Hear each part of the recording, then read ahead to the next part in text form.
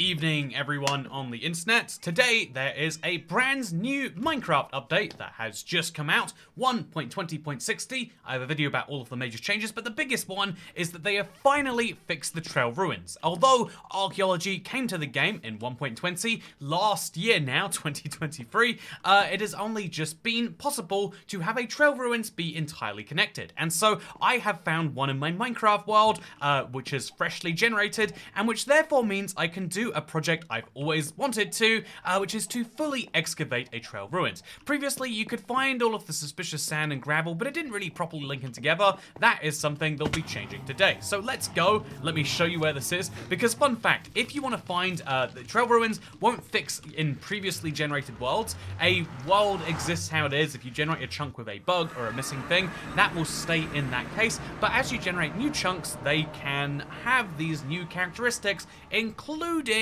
a fixed trail ruins. However, because for my world, I started it in 2012, because my world is so old, finding new chunks can be quite tricky, and let me show you the nearest trail ruins that I could find. I did do a little bit of searching, maybe a bit more than I probably should, but I think the end result is pretty decent. Anyway, new 1.20.60 ruins, yay, says Aerodit. Yeah, I'm excited because for the longest time I haven't gone through and gone all of the decorated pot shards, and I haven't gone. I think I've got a few copies of each of the trims, but not as many as I would really love, and it's something that I can finally come through and fix. Anyway, so let's go. And let's show you my trail ruins. So the first part of the journey involves a long walk through the Nether. I've made this lovely 3x3 tunnel, which is perfectly fine, I think you'll find. But, you know, obviously could be better later. Do you remember when zombified piglins had their arms down? You know what? No, they should always have their arms up to protect against things. Anyway, by the way, while we go on our journey, because it's a long one, I've got these endstone slabs to guide me as we go, by the way, because it's a lot of flying through the Nether. Because traveling... traveling thousands of blocks in the overworld is still traveling hundreds of blocks in the Nether, which means a big journey for me. So yeah, how is everyone doing today on this lovely update day we find ourselves sharing?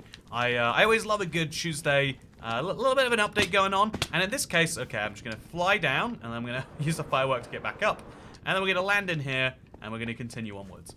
But yeah, the what changed as the drummer man? So again, I feel like everyone was familiar with this bug, and we just started to accept it was how it was always going to be. Minecraft used to just generate with a 20-block gap between the top of the trail ruins and the bottom. Now it's all connected. There is one actual archaeological structure, which means if you want to do some archaeology, like you better believe I've been craving, now is the time. Now's also the time, conveniently enough, that I'm gonna finally complete my archaeology playthrough of Minecraft. One of the most painful runs I've ever done, by the way. I hope you're looking forward to seeing that, hopefully even later this week. But yeah, with that said, let's get out of here and let's show you the trail ruins. So I believe, so right over here, by the way, over here, that's a end portal down there. You can barely see it, but you gotta trust me that it is. And if we go just a few blocks this way, you'll find my, hopefully we'll find my trail ruins. So as you can see, this is very far away terrain. This is modern day bedrock terrain, if you will, compared to my old kind of legacy console. It's, you know, it's something that's kind of different. Also, I love archaeology and I love Minecraft, so this is the stream for me, says Phoebe Mitchell. Good to see you, Phoebe. I hope you're doing wonderfully. I feel like archaeology in the real world is one of those things that I love, but my only issue is whenever we find, like, because, you know, there's so many old things in the UK, we always find, like, oh no, we found a skeleton here, and that skeleton might be important, so we're gonna stop doing important stuff today. I have this, like, I love the past, but not at the cost of the present. So, like, that's why I like, for example, the trail ruins in this world is all the way out here. So this is a new trail ruins. I haven't dug down to check, but I haven't been here before. As best I can tell, it's a new area, and now we're going to have a new project, which means, first things first, let's lay down our blocks. I've got a blank shulker box, a couple of them, if we need them. This is just to store the random stuff that we're going to be digging up. Then I've got a shulker box I'll be putting in any of the fun fragments or, you know, archaeology-style stuff we get. And then I've got a second shulker box to go on the other side of it to make some nice symmetry. It'll be nice. I'm doing Desert well, and I hope you are too. Hey, I'm glad to hear. Also, Time Team stream. Yeah, I like Time Team because It was going to old structures and finding new old things there, right? I feel like that's my... I'm a chrono snob, I believe is the word. I found it recently. It's I believe that new things almost always are better than old things. I think there's a reason that we make... there are a lot of bad new things too, don't get me wrong. I don't want to pretend everything new is perfect. But in general, old things are old because no one has decided to renew them, which means at least some amount a vote of no confidence. Anyway, so we're gonna grab a bed. Thankfully, I love having a base near a village because you just take the bed with you, and now this will be where I sleep. I thought that pig was a shulker box for a second, so you can tell that I need the sleep too. But yeah, let's head back over and let's do it. I think that the by the way, Jussie Finn asks where the 4K support is at an Xbox Series. It's one of those, it is part of this update, right? You should have it. Anyway, then you have pottery shards and then ever that glow. I don't know. Okay, so here's the thing about pottery shards. What is it that the mechanic requires to be great? I do think after 12050, pottery shards got a lot more usable, but I still wouldn't say they're great in their current form. That is, one of their issues, I might say. Also, greetings from Sweden, says Elifan06. Greetings from Sweden indeed. Or greetings back from not Sweden. That's where I live, if you don't know. It's a pretty big place, not Sweden, but I hope that you'll accept my greetings from here. So now what we're going to do is we're going to place my bed down. I don't know if you can place a bed on shulker boxes. You can't. That's disappointing to learn. But I'm going to place my bed down here, and we're just going to start with the project. So here, oh, okay, that's lovely to see. That skeleton's gonna burn alive, which is great. So here is the project as we start. You can see the trail ruins are very, very loosely here. In fact, actually, I guess my first bet should be let's make sure 1000% that there really is nothing down there. So I'm gonna remove the gravel that has nothing, just right off the bat. Okay, ooh. Scary place here. So we're gonna remove the gravel that's on the top here. That's nice and easy. And then we're gonna... Oh wait, is this suspicious gravel down there, or is that just regular gravel? Then what we're gonna do is we're gonna remove all of the snow which is on top of it. Hope no more of that falls. And we're gonna try and find some suspicious gravel under here, because I feel like until you see some suspicious gravel, you forget what it looks like. And in this case, yeah, I have absolutely no clue. Okay, so then what we're gonna do is we're going to start showing the structure fully, and remove everything that isn't gravel or dirt from this area, which will show us what a trail ruins would have looked like previously. Although, okay, you know what, chat? I might be wrong about this being a correctly laid out. Oh yeah, it might just be there's a big pile of gravel here. None of these have been suspicious, right? Oh yeah, I don't see anything suspicious around here. Oh, and Eva does that creeper apparently. Okay, so that's a good dent in the... All of this will freeze over, and we can continue mining very carefully. And there we go. Okay, so no, it is definitely a trail ruins. I'm not crazy. And we're gonna keep on... How are there so many mobs attacking me at this point? You know, I am busy trying to do archaeology. This is why you gotta sleep regularly. Otherwise, you just get surrounded by mobs, even though it's daytime. Okay, so once this water freezes up correctly... In fact, we'll just use snow in the meantime. So, snow... Snow, nice and easy snow. Place blocks there, there, and there. And then the rest can just fill in naturally. Yeah, easy. Okay, so, oh, okay, my first suspicious gravel is right over here. And so now what we're gonna do is we're going to dig it up, and we're gonna see what our first archaeology of the correct trail ruins looks like. Are you excited? Speaking of excited, Red Knight, do you still need someone to help you build maps for YouTube videos? If so, I'd like to do free work if you're still looking, says Red Knight. No, if you want to do it, it's email toycatassistant@gmail.com. I feel like we've made some progress on that front. It's something I'm excited about. But yeah, you can always email. I want to be one of those people who's like, if there is the right talented person at the right time in the right place, would love to make it work. I hate the idea of like, oh yeah, well I've stopped looking because we're done for now. You know, I believe the goal should always be to help find the talented people. Maybe that's me being crazy though. So yeah, I found one suspicious gravel in this entire structure so far, and I feel like I must be missing more, but I'm not seeing any, chat. I'm not seeing any suspicion right here. Is it? Am I doing it wrong? Whatever, it's fine. I feel like usually you find a lot more. I get excited for lots of rainbow candles and random glass panes, says Phoebe Mitchell. Oh, you better believe I'm so excited. Look at this. I've got a purple candle now. That is very exciting to me. Imagine how people hundreds of years ago would have used that purple candle as a source of light, whereas now I'm going to use it as a source of, I don't know, making jokes about people from thousands of years ago. Yeah, so none of this has been suspicious. But there has been suspiciously little suspicious gravel, which is bizarre, right? We'll see where this takes me. But so far, something is odd here. I just can't put my finger on exactly what yet. So now we can break all of these. Once these officially go, we could do that too. And then we can start digging down more formally. And we would be good for doing so. But yeah, for now, we have one purple candle to show for this entire excavation. But maybe, just maybe, we'll find some more in here. Maybe this is like the unluckiest or luckiest one ever. Maybe the suspicious gravel is now hanging out at the bottom, where it rightfully should have perhaps been the whole time. But look at this. So now you can see the staircase is connected to the rest of the structure. Isn't that exciting? I think that's exciting. Also, I'm afraid I can't stay for long today. I've got to wake up at 6 a.m. for a work Zoom call. Congratulations. Wait, did I break that? Was that suspicious? Congratulations on having a job, first of all. That's the most impressive part of that. Second of all, totally understand. Also, are you excavating the one or multiple? So my plan is not just to excavate it, but then to go through and truly excavate the area around it. It should be the central feature of the landscape around it. That's the goal. We'll see if we can do it. I feel like I'm doing something wildly wrong here, chat. I'm gonna brush some random gravel just to make sure. Okay, there's definitely no suspicion that I should have about this. So let's keep going, and let's keep seeing what we find here.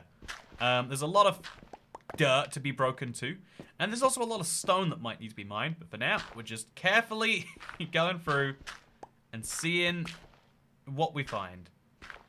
Even that there's okay. Does anyone see any yet?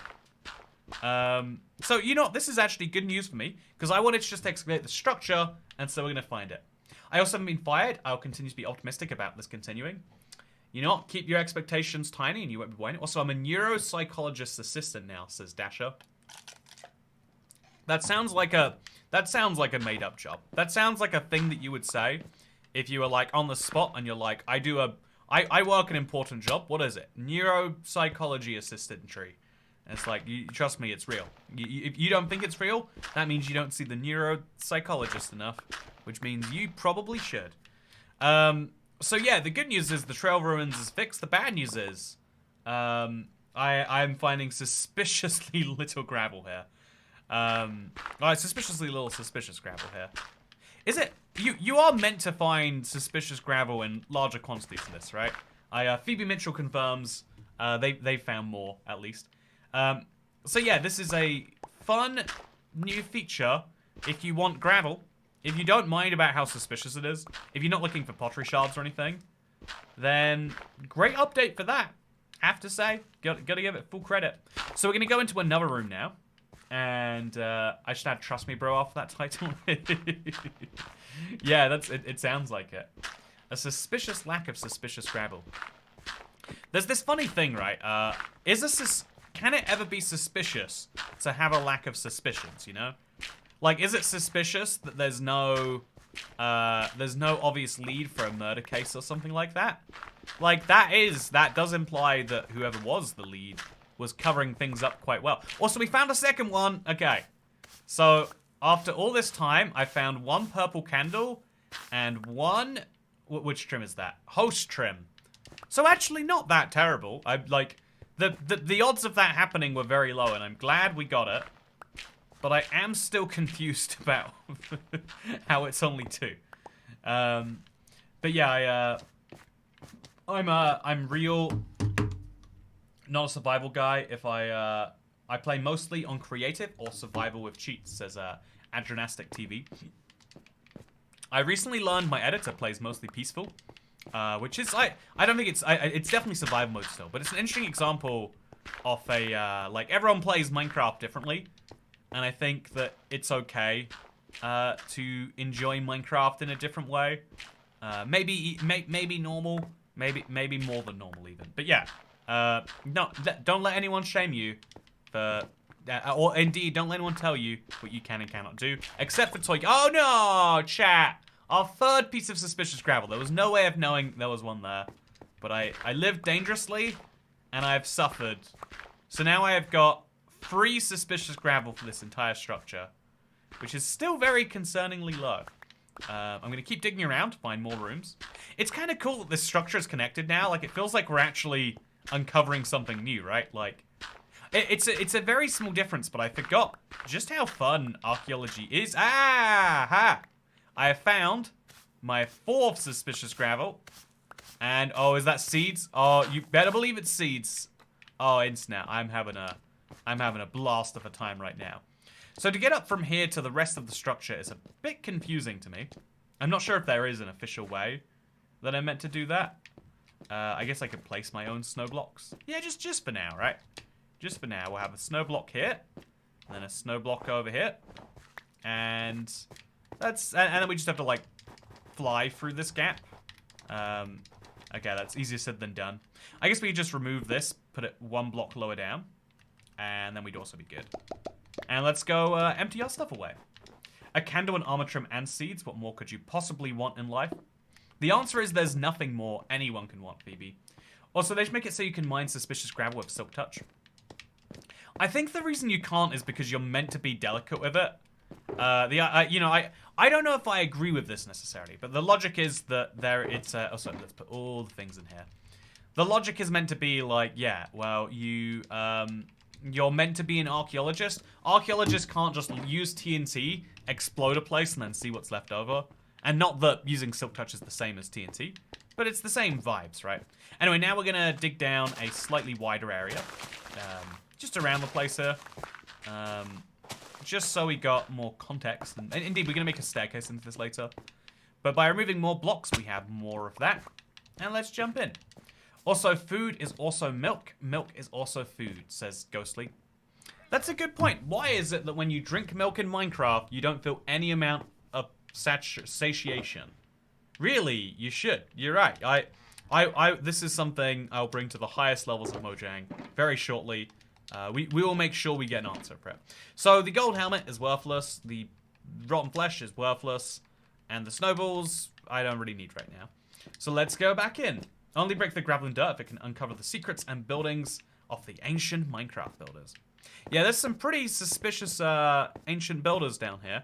Why would they build a house that has a staircase down to a room like this, and then no more rooms after that? Oh, there was a whole staircase here, I think. Yeah, okay. There was a staircase I could have found if I went looking for it. And if I'd gone down this way, then... Oh, here we go. Yeah, I would have ended up here. Although it looks like even here, I have to... Yeah, there's still a gap in the staircase. If I'm not mistaken, we can fix that with our own blocks. But, yeah, I should now probably place this back. Just to keep things real. So, move this. It's still archaeology if you break something and then put it back exactly where you found it. I'm pretty sure. Don't quote me on that. Don't use that as a legal defense. But I'm fairly sure that if you break something and put it back together, it's not even breaking it. It's like if you murdered someone, but you were a warlock and you could bring them back to life. You wouldn't go to prison for murder. Have you seen any warlocks in prison? I don't think you have. Therefore, I must be correct. Yeah, toycat, you should watch Game Theory about Minecraft, says Leo Art. I feel like one of my favorite things on this channel, one of my like favorite early videos was about like my theory about Minecraft. And so because I like making like once every 3 years a theory video, I feel like I can't watch anyone else's because like, oh no, what if I like steal what if I accidentally take something and I steal it for myself by accident? And that's why even though I think I'd enjoy it, I haven't watched it. I feel as though, you know, it's my biggest fear. I think almost anyone's biggest fear as a creator is feeling like you've made something creative and then finding out that it's actually from someone else. I think this is, you know, like in the context of AI art, I think this is one of the interesting things is that most creators find it horrifying to copy, so you don't even really need proper controls. Like copyright and all these other tools exist for dishonest people, not for honest people. Which I guess ultimately, like the idea of like a lock, right? Like locks only keep honest thieves out. If you really want to get inside of a locked door, you can break the lock. But the lock makes you go, oh, I don't have the key. I'm not meant to go in here. It's fun to me how many elements of society are designed around the idea that we all, if confronted with proof that we shouldn't do something, go, okay, I guess I won't then. Like I've watched videos of people who are like squatting in flats they shouldn't be. And the moment someone comes around and says, look, I've got a court order that says you've been here illegally, they're like, ooh, I did not realize, well, I guess, you know, it's on a piece of paper. What am I meant to do about this? And so in the same way, I feel like we would all, you know, if we were all confronted with it, we'd all be good people around archaeological sites. Don't worry, if like me, you also think the present's real cool, you'd probably protect the past if someone else thought it was important. Hopefully. So, yeah, here is the structure so far. It is very cool to actually see it slowly taking place. I'm going to remove all of the stone around it later. Like, all of that's going to go. But for now, it's a nice looking structure. There's lots of blocks around it. It might be fun to, like, fill it in. I'm going to decide that later. I think for now, we're just going to, like, remove the gaps. But, yeah, later if we want to, we can come through. We can fill it in. It'll be nice. Also, I want to have a nice perimeter around it, just to properly show off its real size and scale. But yeah. Also, protect the past unless live stream, says Erodit. Yeah, protect the past unless it's specifically a live stream where I drink melons. In which case, oh, don't know where that past goes. Missing, I guess. Technically, you're destroying the gravel, not replacing it. Yeah, the gravel is the one thing that's being destroyed. It's kind of an arbitrary point that, like, really an accurate trail ruins doesn't have that. And it's weird that we all say that. Like, well, actually, if the structure generates filled with gravel, who are we to say the ancient builders couldn't breathe through gravel like it was air? Why are we so insistent that the gravel must go to restore it to its actual form? It's because it's hubris to assume that, I tell you. Absolute hubris. Anyway, yeah, this looks like it goes nowhere. But if we find suspicious gravel, we'll know it's part of the structure. Although, yeah, we're not finding much suspicious gravel around these parts. Finding dirt is nice, though. I need so much dirt for my sugarcane project. Chat, I'm going to level view. So it's nice to find something here. Build a giant toycat statue to reusing the gravel to make concrete. I could just make a giant toycat statue out of gravel, right? You know, don't ask me what my next build idea is going to be. The melon juice was something else. A lot of tipsy tipping. Yeah, you're right. You know, business idea is exclusive. I wonder if, you know, like, if you could provably say, like, oh yeah, more people getting drunk on stream is a revenue-making decision. I wonder if you could say, like, well, therefore, legally speaking, I need to buy this elixir of death as a business expense. I've not tried it. I'll let you know how it goes if I do, though. Also, this is suspicious gravel number 5 and 6. I'm excited. How many candles am I gonna get? Blue? No, just blue dye. See, at least a candle is something I would never craft myself. Whereas, like, a clay block, it's like, now what? What do I do with the clay block? Well, I've got 2 of them. Like, I feel like at least if it gave you, like, 5 clay blocks, you'd be like, okay, I can build something from that. But with this, it's just something else entirely. Also, toycat, make a gravel skin. If only you knew, Erodit, if only you knew. Okay, so removal of this now. Isn't this nice? Slowly watching a structure come together. And also, isn't it nice that it's all linked in together to the surface properly? No random tunnel you have to dig yourself. This is the experience that we should have had, internet. This is what they took from us. And now I'm starting to appreciate it a little bit more. So we'll remove the stone from there. I'm just going to assume no stone is part of the structure. We could later replace it back if so. But right now, not a necessary part of it. And then also that this layer down here is the layer it's meant to be at. Except over here we'll remove anything to go down an extra block. Because that's what the game demands. Then removal of this gravel. Yeah, I'm going to have far too much gravel after this internet. Just, what should a person do with this much gravel? The answer is, there's no good answer. Toycat is appropriate on Mondays only, says Eroda. What sort of weird religion are we making around Toycat now then? What's the scoop with that? I hope you get all the pottery shards. Yeah, I would like to have all the pottery shards. It's one of those few completionist angles I haven't gotten in this world. So it would be nice to have, you know, at least something there. I'm gonna remove this torch and just put it in the wall. Oh, there's a suspicious gravel here. Put it right over here. Oh, what are we gonna get, chat? Oh, is it gonna be beetroot seeds? Oh yeah, beetroot seeds. We got some. I've been dreaming of this moment for so long. I can't believe it's finally come true. But it has. There we go. Remove some more. Be very, very careful about how we do it. And okay, yep, we're in. We're golden. So now I'm gonna just go back out again. I bet it's getting dark out there. I have no way of knowing though. So I'm gonna now find a staircase out. Remove some blocks over here and over here. And I don't see the way out yet, but I'm sure I will soon. Remove these blocks and then this block, and yeah, this whole place is a big mess. By the way, it smells like bread right now, chat. Okay, can I tell you something weird? I live in I live in the attic right now. As is very normal. We all live in the attic sometimes. But I'm living in an attic right now, and I just smell random food smells. And it's like there's no logical place they could be coming from, because there's no kitchen like anywhere near me. Even if there was, there's 2 brick walls both sides of me. Where would this be coming from? That is my question. If anyone happens to know, why would I smell food in my attic? Because someone recently said like, oh, maybe it's the ducts from your neighbors or something. And I looked into that and like, maybe it's that. But even then, why would I smell bread through their ducts, through the vents, through the... Anyway, it's a whole thing. Also, rotten food or a stroke. It could be one of those 2 things. Oh yeah, no, it's only a stroke if the bread smells cooked. If you're smelling cooked bread, you should immediately consult. This is one of those weird things. Like, I wish I had had a stroke after smelling burnt toast, so I could tell you like. I bet it doesn't smell exactly like toast, right? I bet it smells like, you know, like, oh yeah, it's like sort of like toast. I can't actually think if you smell toast, you're probably having a stroke. But that's me as someone who has not had a stroke. I'm very lucky in that way. I would like to continue, to be clear. But if I was gonna have a stroke, I'd like to at least come out with that knowledge.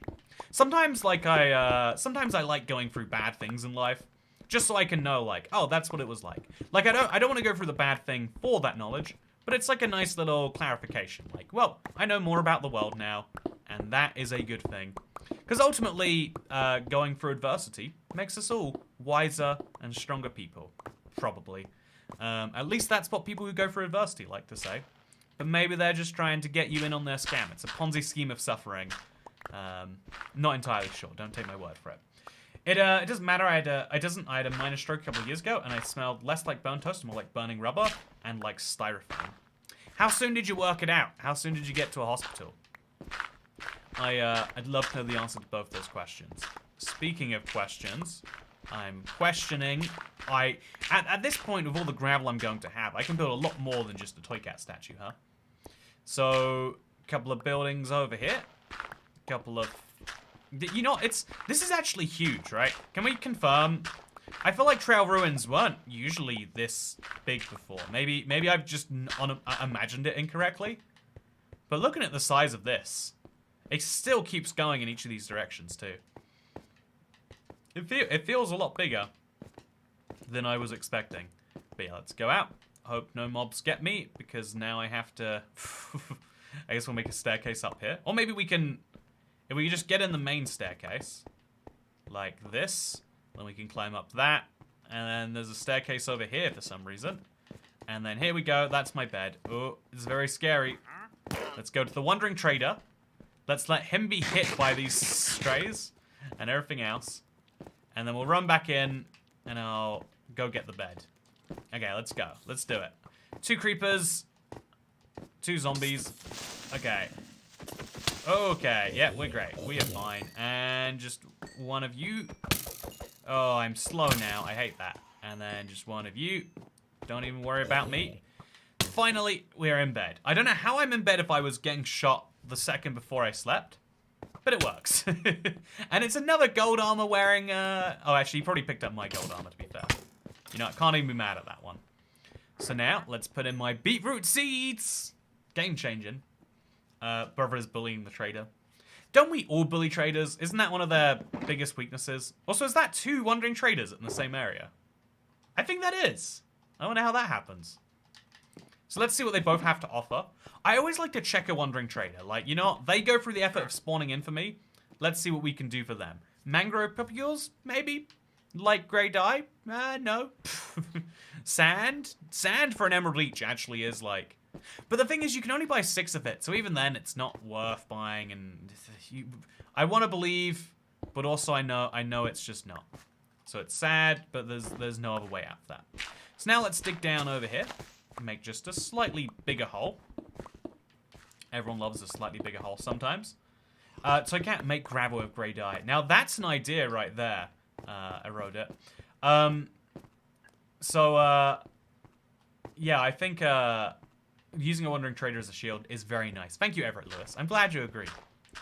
So yeah, I do think sometimes like going for a bit of a suffering is a way to like learn more about something. In the same way that you know, like you go for a stroke, you learn it's about burning rubber, or you learn that the smell was actually burning rubber.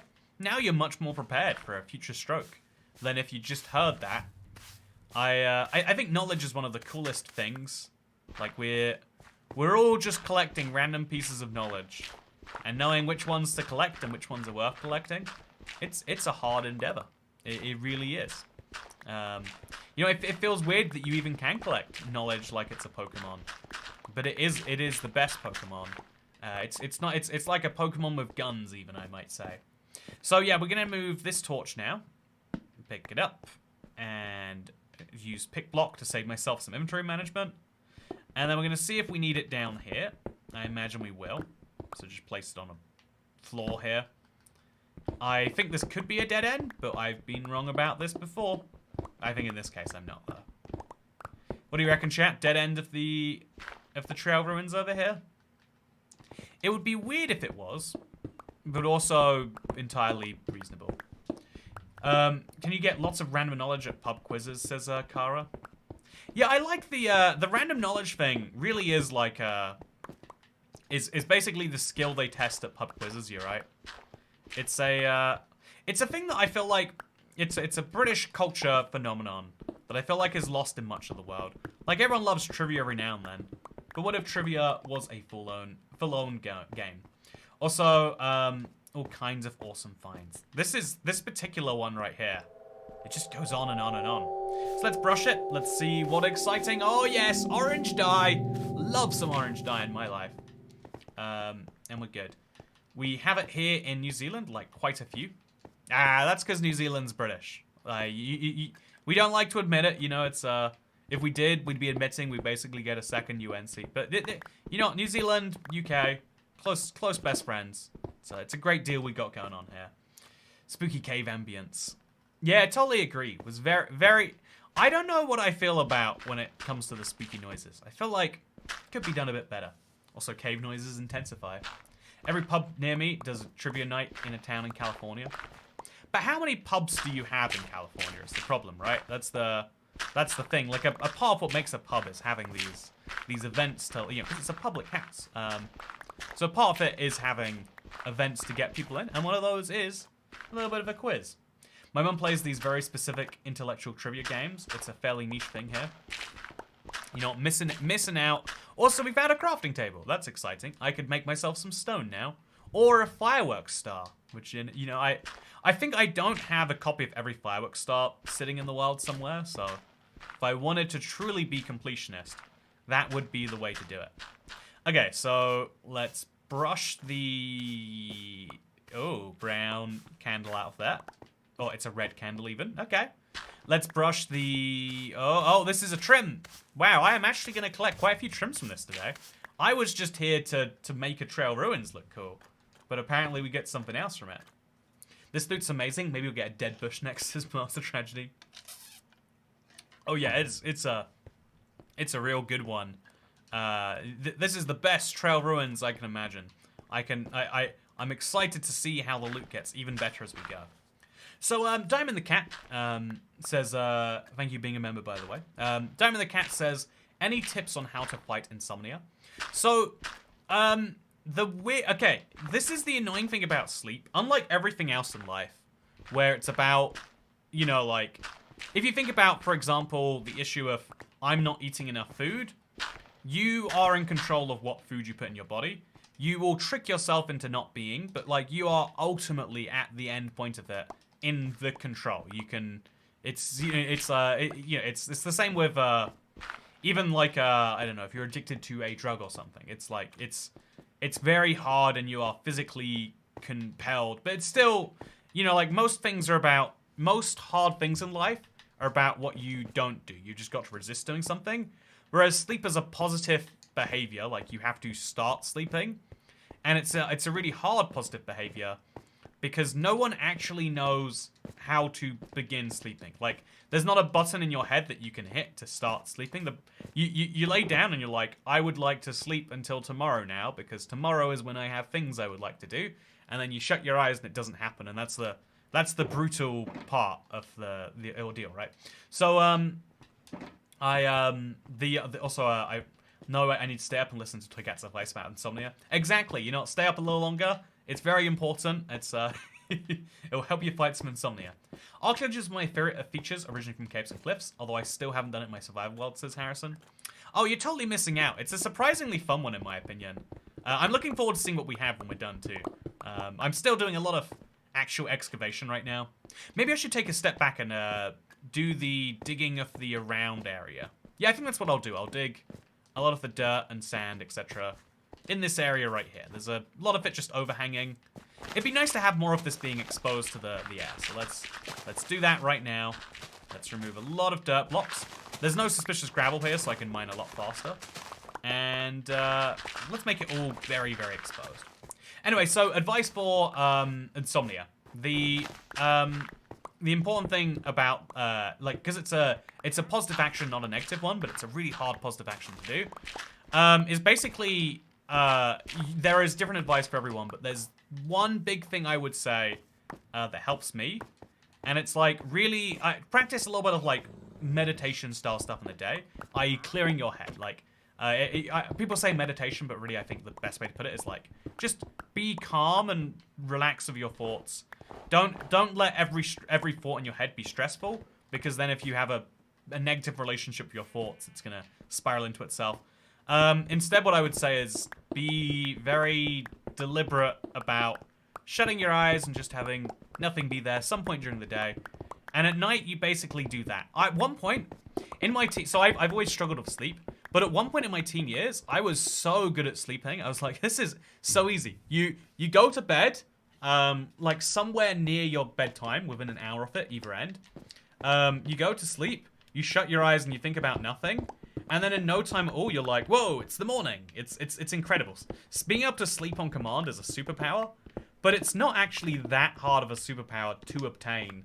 But because unless, so it's one of those things where it's hard to obtain if you have poor sleep hygiene.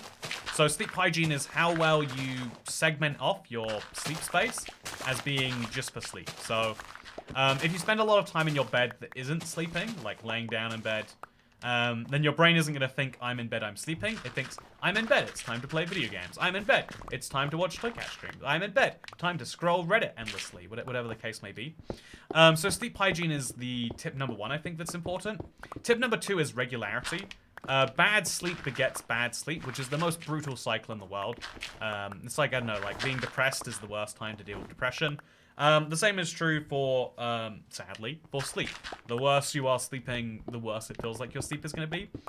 So, try to set some time for your sleep, and then try to stick for it every day. I tend to find, even though this sucks way worse, you actually have to set a awake time, and then work backwards from there. Like, set an awake time of 9. Know that means you should try to sleep at, like, I don't know, 12 or 12:30. And then, you know, if it fails the first night, then you just keep on trying. You have a time where you try to sleep. But one of the hardest, like, pro tips is, like, if your brain really won't sleep, just don't force it. Just be like, okay, I'm going to spend a fixed amount of time, call it 20 minutes, up right now. and then I'll go to bed if I have a big wave of sleepiness during that. Because I tend to find that, like, sleepiness comes as a big... It comes and goes, right? But there are often big waves off it.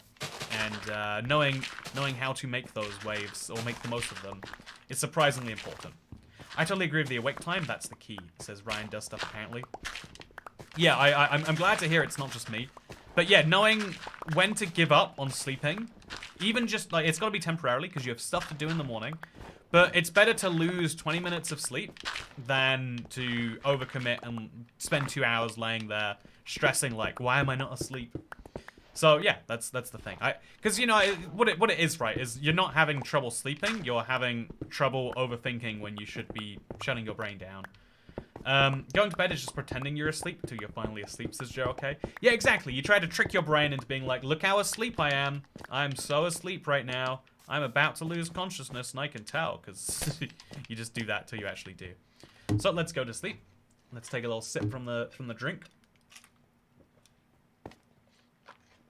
I just combined melatonin with Benadryl. Yes, this is bad, I know, but short sleep is an option for me. I have something to say. Very, very minor, but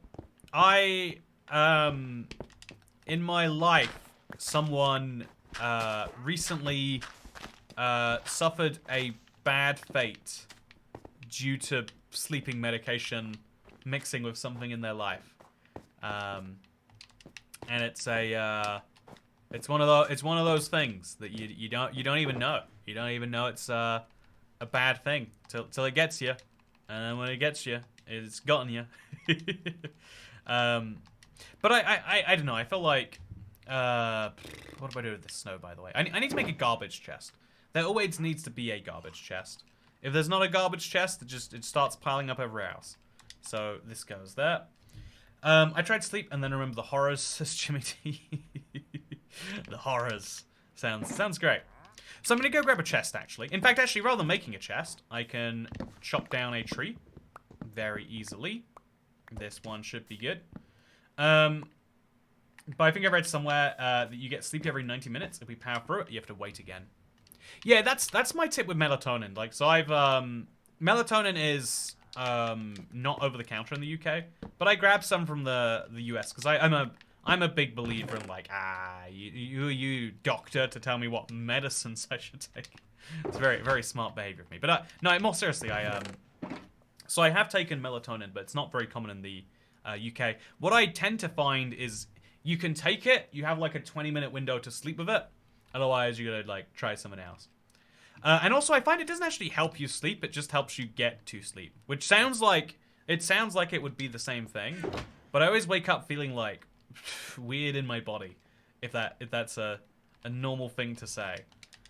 Okay, so now I'm gonna make a little pile over here somewhere, and then put some stone in here. It has to go somewhere, right? So put that in there, and then a dirt pile over here, and then yeah, that's good. We're gonna need a lot more dirt and stone apparently, but you can see the excavation's coming along nicely. At least on these sides it is, and that's what really matters here. So do you only make sleep hormones when you're asleep, says Jess. You know, it's a brutal endless cycle, right? Also, what do you mean archaeology is fixed, says Zubis. As you can see right here, I have a trail ruins, and there's not a 20-block gap in it. For so long, I feel like genuinely at this point, you need to be fairly active in the online YouTube, or, you know, in the Minecraft space to even know that there was a bug with the trail ruins. Because if you just played Minecraft and took their words for it, yeah, actually, guess the trail ruins have been working fine this whole time. Which is, you know, maybe a problem. Maybe that's great. Maybe that's exactly how things should be. Also, chat, the subscriber count is reminding me of the fall of the Roman Empire in the West. We need a new wife. You know what, chat? Exactly. If we stay at 476 too long, we'll remind a lot of people, like David, who thinks about the Roman Empire now every single day. Yeah, we're getting very, very close to 500 members. It's the goal I've set myself. We've never organically hit 500. It's always been for gifted members. And so now that the total is just, you know, actual members, it's gonna be exciting to me. It's something that is now more than ever on YouTube an important thing. And so if anyone wants to become a member, you get access to all sorts of great videos, including uncut versions and weird, and indeed the best video on YouTube. It's the Game Boy bathwater series. You better believe I'm bathing in various liquids. One of the best pieces of internet content of all time, some might say. But you get access to that, as well as many other fun perks, such as the green name and the emojis. What's not to love? Become a Toycat member today. Or tomorrow. Or, but you know, really, like, today. Like, right now, and it'll show up on the screen. It'll make the pig step play. It'll be a real good time. Also, 10 out of 10 series, says Xavier. Yeah, truly one of the greatest series of all times. When human civilization falls, and we look back at our greatest moments, there'll be a lot of people who say, like, yeah, truly, you know, looking back. Oh, no, that's probably bad. You definitely don't want water flowing into archaeology. Actually, you know, do you not? Maybe you don't know, actually. I wouldn't know. But it feels like you probably don't. So that should be enough mined here. Now we can do some more digging. And we can take this entire wall out. And just slowly but surely we'll get it done. What's the next Game Boy bathwater video? Bathing in tea. I think, so my goal is, I haven't, like, you know, hopefully in the course of this year, I can have a successful enough year that I can spend, like, next January away somewhere interesting. I'll bathe in whatever the local delicacy fluid is there.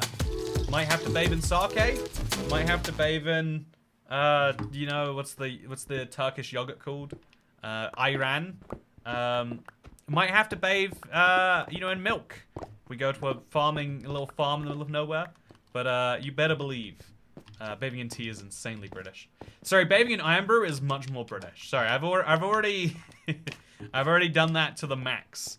I've taken our country to the furthest it will go, I'm afraid.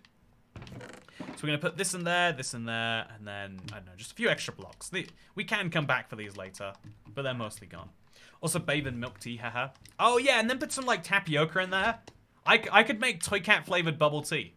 That's a good idea, right? Chat, what do we reckon? Toycat bubble tea? Would anyone buy it? Also, thank you so much, Gary Carrot. Oh wow, chat. We mentioned we've been looking at the fall of the Roman Empire for a bit too long, and so kindly, Greg Kurek comes along. He's like, you know, we can do this.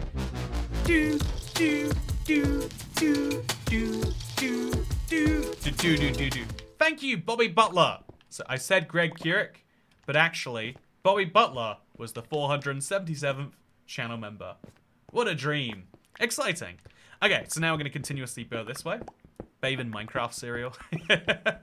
That's a fun idea, actually. I could make a Toycat-sized bowl of Minecraft cereal. Sounds like a good idea when we say it like that. Iron Brew belongs to the Scots, says Dr. Ryuku. You know, that is entirely true. But you know, I did not say I didn't say English. If I said English, it would be incorrect because England and Scotland are different places. However, Phoebe Mitchell, thank you for becoming the 478th channel member. Excite member train, choo choo. Who's jumping aboard? What station are we gonna call out next? Only you get to decide, internet. Thank you, Phoebe Mitchell. It was good to see you pre-stream. I love people who are coherently positive. I feel like one of the hardest things on the internet can be like, I think it's. Oh no! I broke one. Chat. Okay, I'm gonna be very careful. I'm gonna brush this now before I mess it up anymore.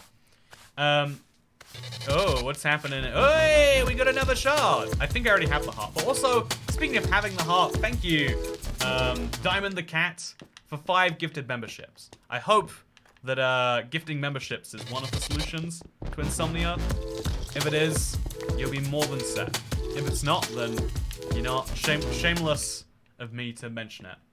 So, yeah, Toycat talks about baths and everyone becomes a member. Yeah, this is... everyone heard, like, wait, Toycat bathes in liquids and I can watch these by becoming a member? And all of a sudden, membership rates are skyrocketing. It's like, whoa, whoa, whoa. Quickly, everyone's like, take my money. Quickly. I didn't realize. Also, we got a second pottery shard. So this has been a good Minecraft day too. We got 3 new channel members. Also, ibxtoycat is social acronym. That's basically what we got going on here. Yeah, it's not that dissimilar. Also, Randy Clifford, good to see you. Welcome to the live stream. We were just talking about the many membership benefits of becoming a Toycat member, and one of them is the Toycat Game Boy Bath Water Series. Tips to help Toycat travel to Bhutan and bathe in whatever they drink there.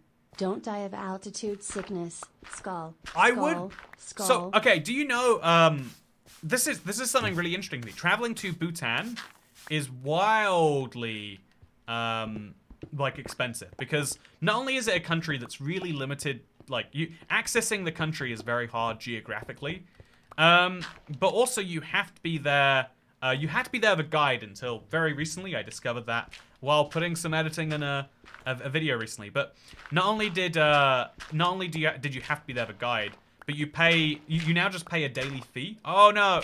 Okay. You pay a daily fee to the government, and the minimum hotel prices are in the hundreds or the thousands. And it's like, yeah, they know that they can only get high-end travelers if they do it that way, and it's clever. It's really clever. I would love to go to Bhutan. I don't know. One day I would like to. I'm gonna find out what liquids they have, and I'm gonna bathe in it maybe. Also, to get bathes in Iron Brew / Mountain Dew is definitely worth $5. Thank you. Exactly.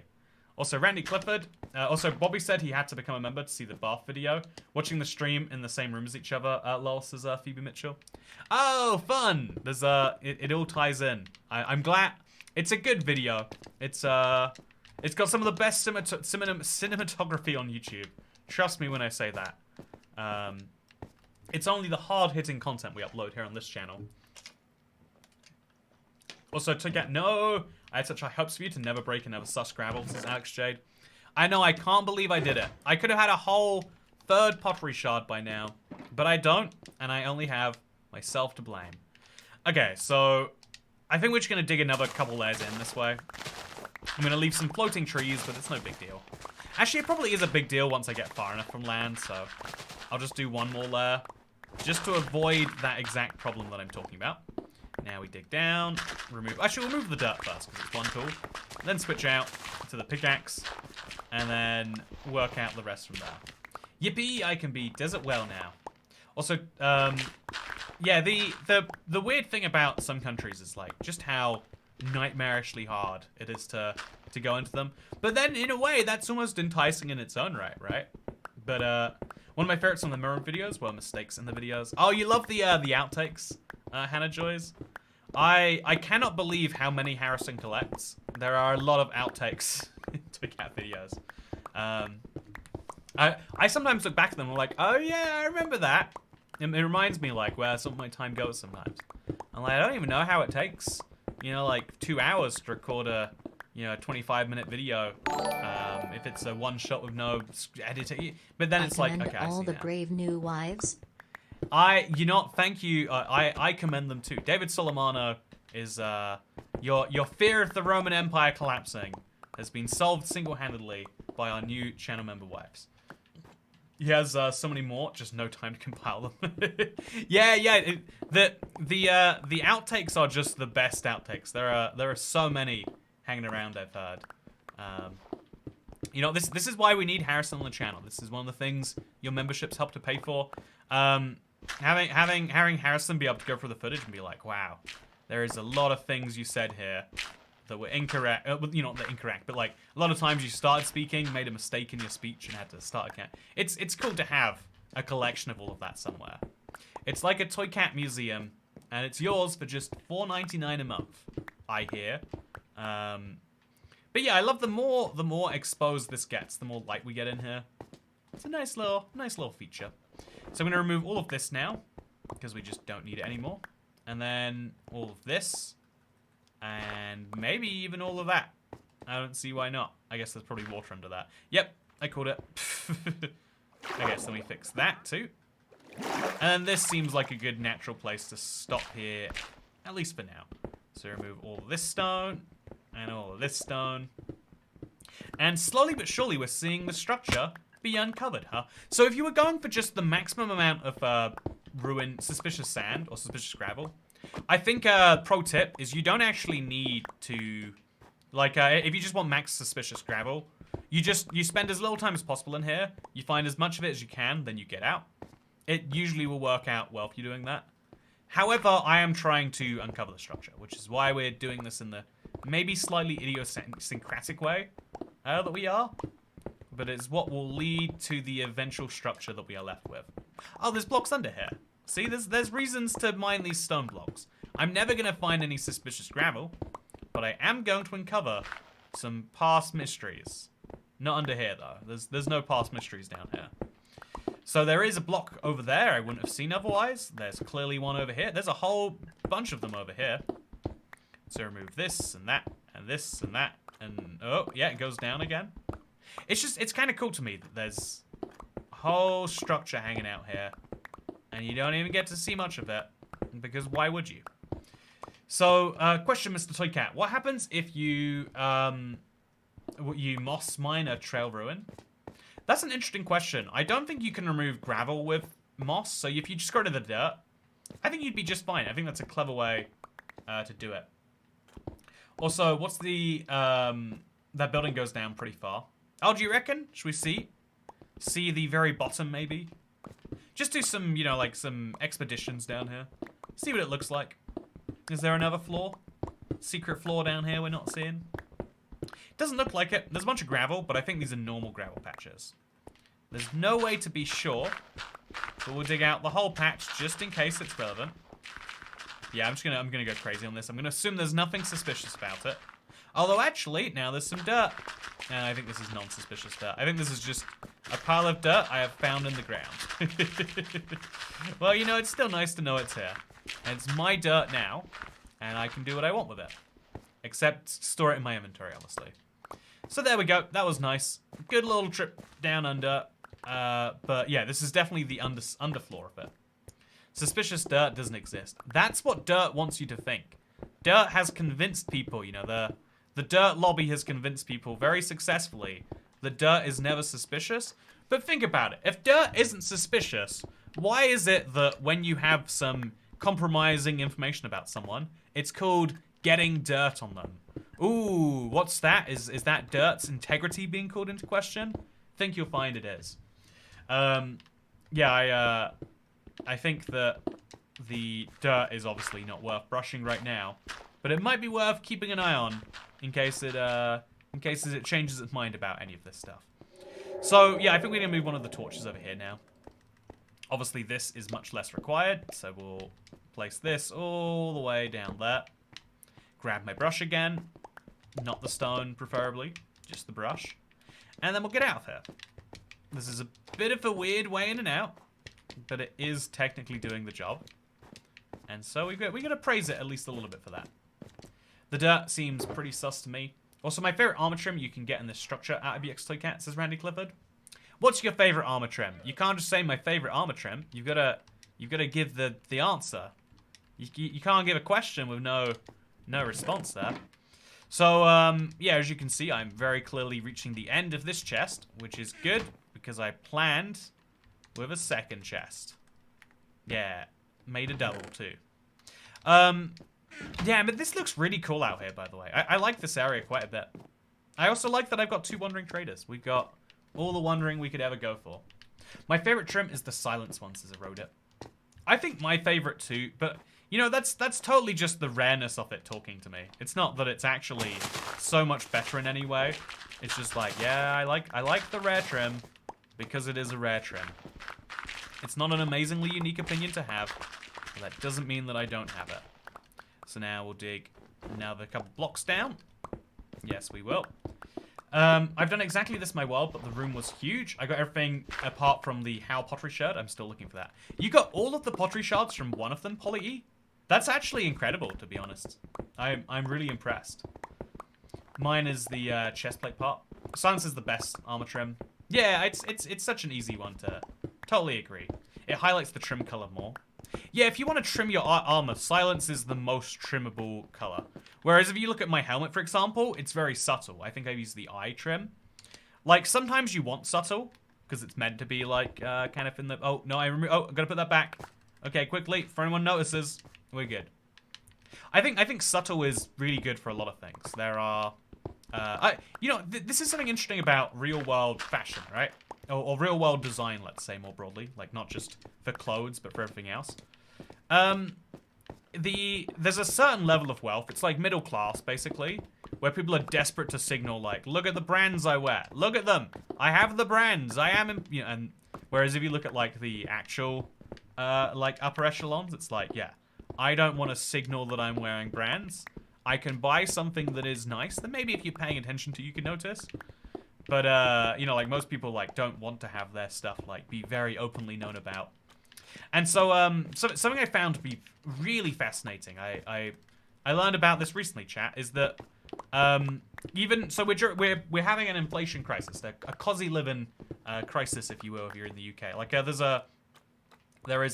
things are getting more expensive, people are cutting back on spending. And so you would expect, like, usually, like, discretionary goods go down, like, people, like, switch to cheaper alternatives. Except for luxury fashion, which is going up, because people are, like, looking to spend more on luxury fashion during a time where people have less money. We talk about economy trends as if they apply to everyone. Like, well, there's some people who are doing just great right now, just as good as they've ever been doing. In fact, better, because relatively speaking, other people are suffering while they're doing the same amount of good. And also there are people who are just starting to do good, like, that's a thing. The economy is cyclical, and some people are always going to be in the top of their cycles. But yeah, there's people who are very desperate to like, who are very excited to like buy some expensive items that look like they're expensive items. Also, becoming adult was realizing how cripplingly expensive cheese was. Yeah, the wild one to me is buying grated cheese is such a luxury. You don't even realize. You just assume, like, yeah, you put grated cheese and everything. But it's like £2.50 a bag. It's, you're paying, like, £1 for someone to grate your cheese for you. But, you grate your cheese yourself one day, and you're like, this is... Because, when you grate cheese yourself, it doesn't last as long, because they put weird... They coat it in a chemical when you buy the pre-grated stuff. And then you learn, like, I don't know if I want the chemicals. But also, you learn you don't want to have to re-grate your cheese every time you need it. And this is a very long rant about cheese. This is what being an adult is, okay? So, yeah, this is a very lovely excavated trail ruin so far. But we have a lot more I think we have to take out. And I think what we're going to have to do... because I want to have, like, a staircase coming outfit. And I want the staircase to be a little, like, angle in and out. I'm going to have to come way back here and destroy all of this at the same time. There's going to be a lot of, like, water that needs to go for that. But it's fine. I'll make this work. So, socioeconomic toy cat, says Jonathan Wisdom. Oh yeah, I'm fascinated by the specifics on how people express their socioeconomic class. It's something that is like very, very, I don't know. It's so interesting to me because for a lot of people you see, I don't know, like there's a lot of flexes that immediately mean to people like, oh yeah, that's exciting. I wish to one day flex that myself. Like I know there are some people who everything they do needs to be like an expensive, exciting, blah, blah, blah, blah. And there are some people who that does not affect. And so it's interesting to me that like, there are two groups of people who basically don't know, who are basically confused by the other group's existence. Like, why would you want to spend a bunch of money on something unnecessarily? Or alternatively, why would you not want to spend a bunch of money on something unnecessarily? Isn't that the joy of life? Maybe we could, make that point. So we're going to make a big ice wall, I think, to start this with. So we'll dig all the ice out over here. I think we've basically excavated most of this now. We'll dig a big ice wall out of this, and then we'll remove the water with gravel, and then we'll start removing the rest from there. So the ice wall is going to have to start here, where my bed is, because I can't go any further. And so this is the logical corner point. But just to test that it actually works. We can move the bed, I guess. We can't move the shulker boxes, but we can probably move the bed. We'll see where this takes us in a structure. So, yeah, just to confirm, this all goes there. And so then we have a block there, and then we have a block. Oh, this is all starting to freeze in itself. That actually might help me out a lot. Yeah, if I just do this a few times, I'll get a bunch of ice, and ice is actually very useful. So we'll just let this happen, then mine it, and then let it happen again a few times. Although that still means I should place the ice wall. So if this isn't the exact corner though, I'd say where the bed is the correct exact corner. So we'll now move the bed. I'll place my ice, I don't know, over there. And then we can move the bed out of this and into there. So now this can be the corner. This looks off too, actually. I'd say here. No, right here. Yeah, here's probably a good. Oh no no no no no no no! Oh, I really can't express how much pain creepers have caused me over the years. Set your spawn just in case, Mr. Toycat. You know what? If I set my spawn right there, would have done very little, I think. But I see why anything can happen at any time. Valuable lesson to learn. Okay, so just put some stuff in here. Put the rest of the stuff in here. Yep, okay. Thank God the chest wasn't full. Creepers are so great. Haha. Says Josh Jones. Exactly. My favorite mob. Love them so much. So now I can actually start this from basics. I'm going to look at the more or less middle of this structure as being that. So 2, 4, 6, 7. Okay, so this is a block there. That's a block there. This block up there with the stone is the next one. And then here. And then there. And then here. And then here. And then here. And so we need to go 2 blocks further back. We need to go like here, I would say. Although to connect with the rest of this. Okay. Yeah, we go 1 more block over here. And this is where the ice wall begins. Except not even there, actually. Yeah, this is where the ice wall begins. So we're going to build a big old ice wall now. With the aim of keeping all of this water exactly where it is. I don't mind if it stays there. I just don't want it messing with me. And then we'll build a bunch of ice over here and over here. And eventually, slowly but surely... so now we remove all the water. Oh, we can't remove the water until it's all generated. Or it'll mess up.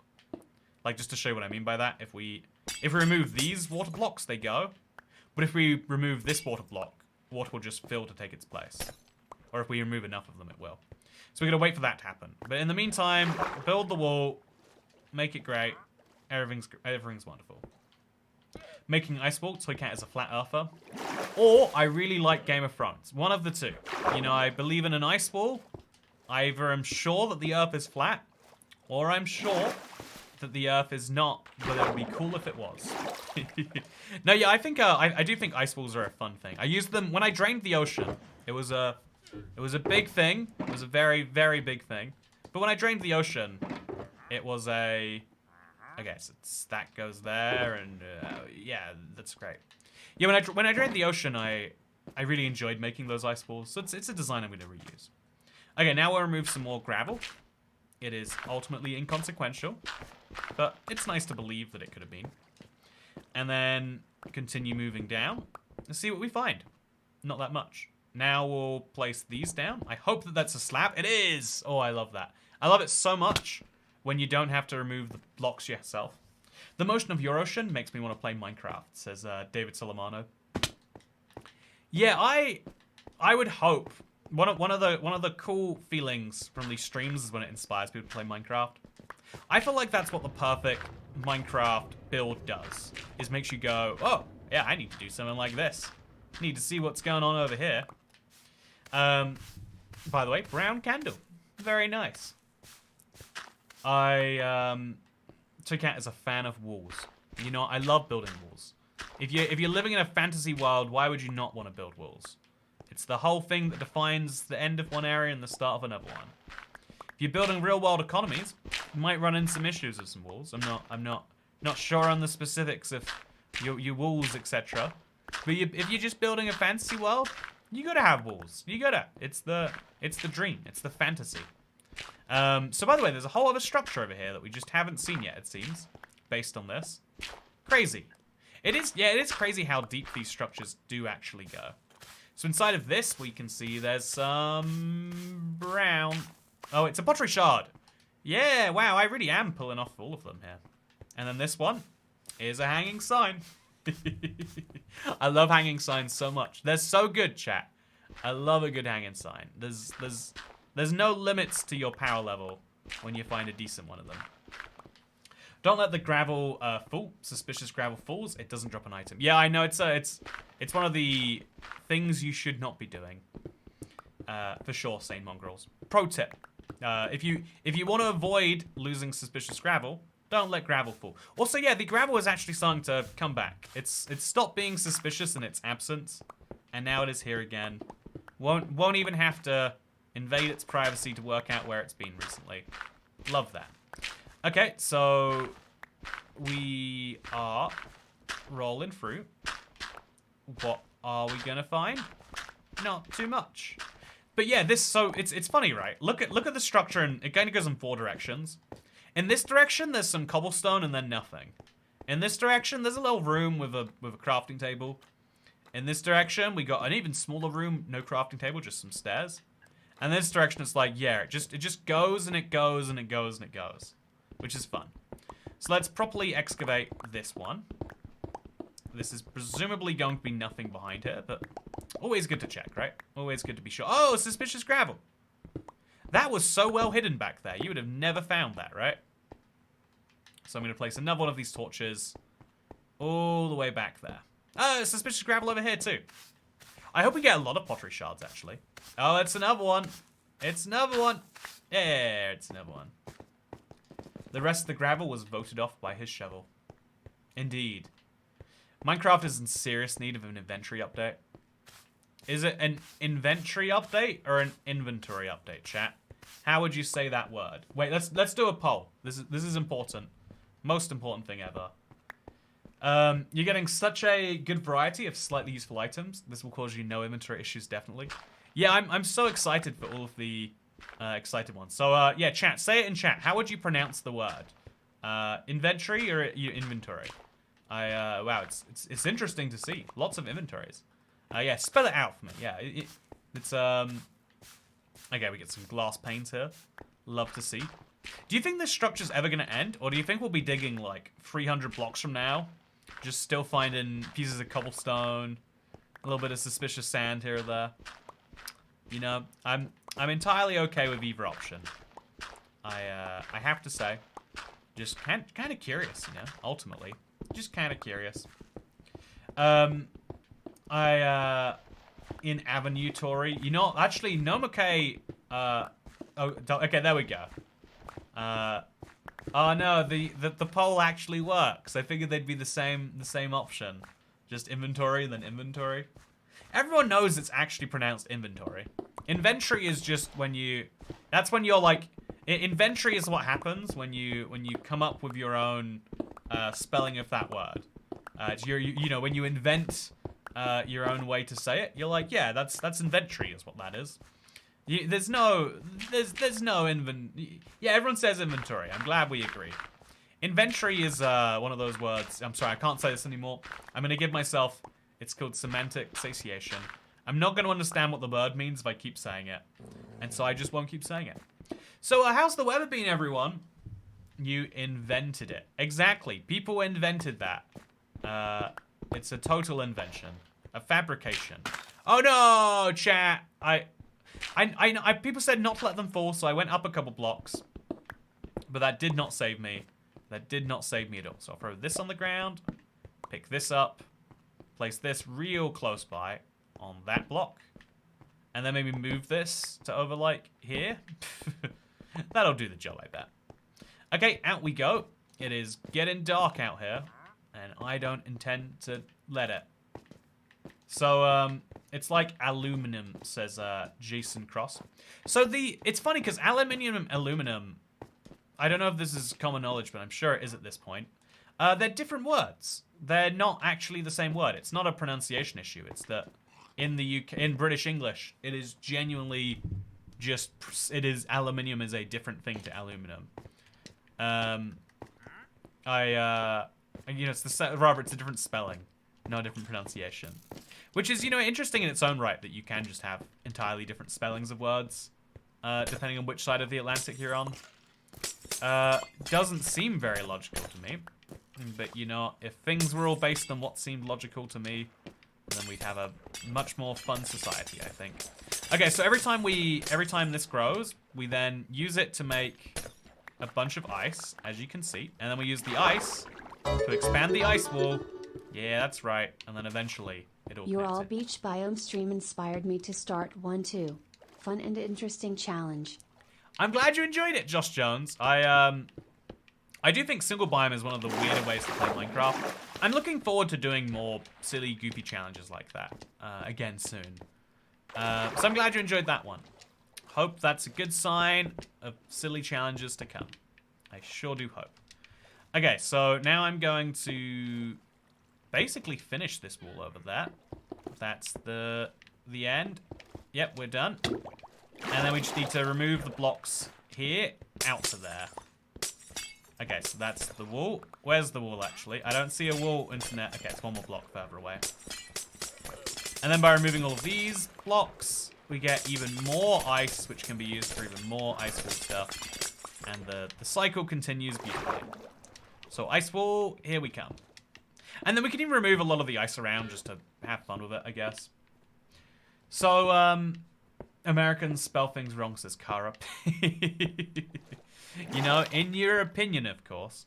No, I do think it is incredibly intriguing that you like that the language is so recently split. Like Americans were just English settlers until like 1776, right? So the 1700s, even if you're generous and say that like, well, they had a spirit of independence and revolutions before then or something. But, you know, like, it was an identical place, more or less. And so I always thought, like, oh, yeah, in that time, Americans just got so different that they started saying words, quirky.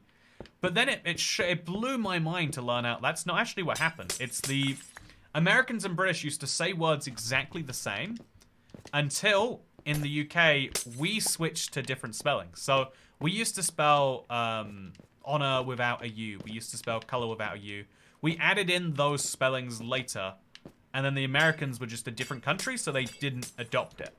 And so Americans arguably speak a purer version, at least of 18th century English than the UK does. Obviously, the Americans have added their own bastardization since then. No offense, but, you know, offense, hopefully. But yeah, it's fun to me. Okay, so this whole thing will slowly but surely freeze up and then become a different problem for a different time. But for now, let's store away my weird rare items. These are going to go right in here. I love that I've got 6 different pottery shards. That is actually a result for today. It's a lovely result. Very, very proud of that one, I have to say. Now I'm just going to grab some dirt. And then I can fill in this area. And once I fill in this area... Also, a lot of clay. Love to see a lot of clay. Then we can remove a whole extra layer of this coming in. Obviously, we're later going to have to put something back there. But, like, for now, remove it all. I think is the easiest option. And so it's the one I will go with. In fact, I can probably work out exactly what layer this does need to be on. But, like, later when I can deal with it. So then we'll dig down here. All goes down. And then we'll dig down all of this. And then it just gives me a little bit more light. While also excavating the trail ruins. A little bit more. Also, might have an invisible mum. Yeah, that's a good point. Saw a baby polar bear.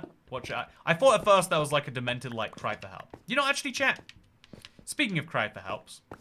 I do enjoy, like, helping people with some vague, weird issue in their life. Where they're like, you know, I bet a British person could solve this. And whether it's good advice or not, you know, I love to do a good 50-50 of good advice and bad advice.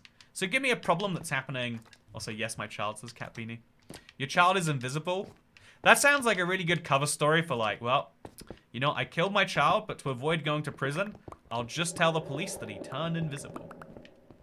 You know, mythology is actually, a lot of mythology is about basically that. Like, oh yeah, we all agree that the child is still with us. He's just invisible, and now no one needs to go to prison. And then, you know, like mythology is really good at like covering up logical inconsistencies in the world when everyone agrees that something doesn't need to happen. Anyway, speaking of when something doesn't need to happen, I'd love to hear if you have an issue in your life, chat. I'll give you a 50-50 chance of good or bad advice. Tell me a problem you have right now. You know, there's that phrase anyway that like a problem shared is a problem halved. So let me half your problems for free right now, chat. I'll half them. Oh, what's so out? Got some more suspicious gravel. My issue is the salmon isn't big enough, says KMB. I know, right? This is a big problem. You know, one in three Minecraft players, I've heard. It's crazy the statistics, but yeah, if you are struggling with a salmon that isn't big enough, what you need to do is you need to just accept that you're going to play a version of the game with more bugs, and then enjoy the bugs for what they are. And if you learn to do that, you'll learn to enjoy much bigger salmon. So my issue is I have borderline personality disorder, says Blue Nevler. I think that's one of those really intriguing conditions in the so again, without knowing anything about you, Blue Nevler, I believe I've heard that is one of those like commonly misdiagnosed ones, but ignoring whether it is or isn't, I feel like you can spend forever you could solve every mental health diagnosis by saying, nah, probably don't have it.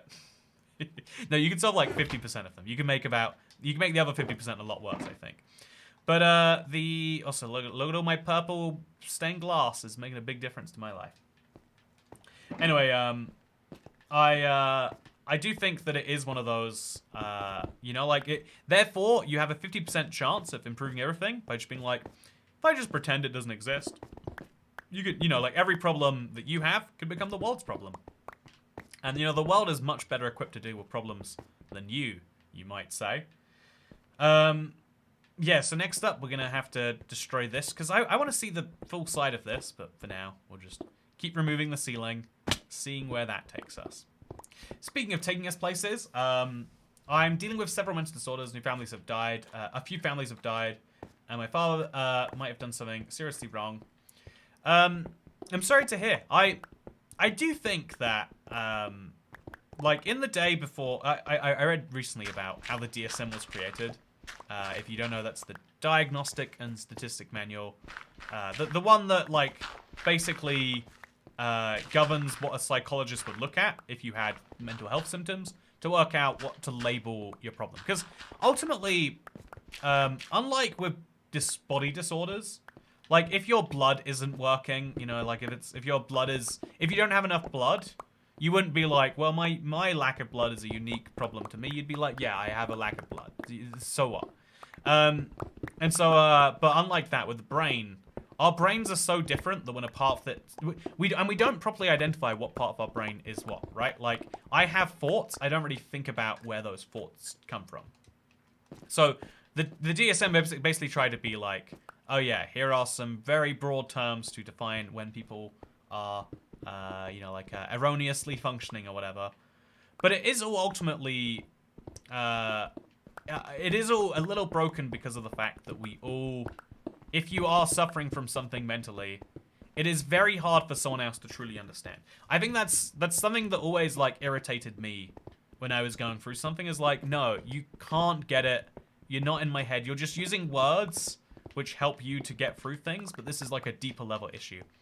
And because, you know, like socially, the social part of your brain is on a different layer to the brain than the one that you talk to yourself in, if you talk to yourself. The one that you internally think in, the one, you know, the part of your brain, there's a part of your brain that outwardly is like, oh yeah, this is really nice. And there's a part of your brain that's like maybe really abusive to yourself even, or something like that. Also, look at this. Got myself another suspicious gravel and another. Oh yes, so many of these actually. Honestly, maybe digging an entire one of these up is actually a good way to find all of the pots. My problem is my boyfriend won't get me the ibxtoycat anti-Valentine's Day card, says Lunch Munch. Here's the deal, Lunch Munch. You gotta lay it down to him. Is like, look, if you really love me, you'd buy me an ironic Valentine's Day card. Wow, actually, now is the time to mention that. So, one of the things that I do all year round, but you can get it specifically, actually, no, new drop, just for Valentine's Day, I mean. See, I know how to sell to people. Did you know you can buy an anti-Valentine's Day card on ibxtoycat.store? It looks like this. It's wait one sec. So it looks like this. It says, "Hey, wait, actually, how do I show you this?" Oh, let me show you, internet. Yeah, okay, there we go. Boop de doop doop. I have to switch over here. Did you know you can get right now a "Hey babe, I think you're in at least the top 60% of women as rated by appearance." It costs just $7.99, and that means if you want, you could bundle it together with any of the great things available at ibxtoycat.store. Personally, I've been wearing my Big Salmon Energy t-shirt a lot. I wear it in salmon, which is a big problem, like or maroon is maybe what they call it. So the salmon in the background, some people would say it clashes. I think this is beautiful. I feel like it's probably a little bit better in grey. But you can get it in any color you want. All of the options, all of the right now, go to ibxtoycat.store. What's that? ibxtoycat.store. Go there now. Offer ending soon. There's only a week left till Valentine's Day, so make sure you get it ordered right now, okay? Make sure you get it done. Speaking of getting things done, today is a Monday, I think we'll all say. Also, yeah, you like my little promo? You get 7 shards from here, which is the most of any structure. I think I might have gone all of them by now, because I was already pretty close before this stream. So I definitely made a big improvement afterwards. But we'll see. So yeah, I'm now digging up the little floor between these, just to make more of the cobblestone visible. It is nice to realize how much of this I just wasn't excavating before. Like, it's only when you truly start to dig out all of the blocks that you realize how many there are. Also, maybe I should just put my bed in the structure. Might be easier than coming up for a surface strip and then going, oh god, look at the everything. It's all everywhere. But let's just go to bed. Hope that creeper doesn't find me. What do you reckon, chat? Is the creeper going to explode me before I wake up? No, no, no! Okay, not before I woke up, though. So, I mean, pretty decent if you consider it that way. And then, where did my brush go? Chat. I dropped my brush. Where did it go? Oh, there it is. Oh, it went really far. Okay, so I'm just gonna pick that up. Don't need any of these bones. Just looking for the brush. Do probably need to load up this chest. So yeah, if I ever need stone for anything, I'm in the place to be right now. And this is a busy project for that. More importantly, here comes the shards. So yeah, that's a second copy and a third copy. I think I've got 2 more to go just here today, but I bet I probably have them at, you know, in my big shard collection. We'll go find out at the end of the stream though. For now, this is come along pretty nicely. Do have to say. But there's some crucial bits that I can of course be adding. So go through, remove these little pieces here and there, just little nice bits there and here. And let's say we can't find any more suspicious gravel just hanging around in some corner somewhere. I bet we can if we look, which is why I'm going to try. Just keep digging around any of the blocks that are exposed. It's kind of like a diamond vein where if you just keep digging, you might find some more. You never know. Yeah, this is wonderful. Very great. Lots of great place to find some stained terracotta. Gotta be said. And speaking of gotta be said, you know what is great, internet? According to the DSM... Okay, I missed it. Also, use some candles to light the place up. That would actually be pretty thematic, right? I've got the candles, like, they're all sitting around burning a hole in my pocket. Maybe that's a good idea, actually. All things considered. Maybe I'd have the best time doing that. So, going behind these fireplaces is where you seem to find some of the good stuff. So I'm determined to do precisely that. Just to see what it does for me. The answer is not very much. Behind this, maybe there'll be something? Yeah, there we go. There's some more gravel back here. So I'm going to be very careful about removing any of this gravel so we see the top of it. I've lost a few from not being careful there, so let's make sure that we do be careful. And then come through, mine it block by block. Until, wow, yeah, we're finding more stuff. There's a whole other room here. Whole separate room of this structure. I think the best bug fix in this update is the one to random full damage. Yeah, gotta admit, doesn't matter what your opinion is of Minecraft. Random full damage, probably not ideal, right? Is that a fair thing to say, everyone?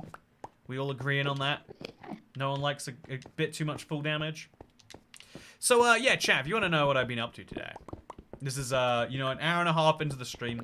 I'll tell you what I've done today.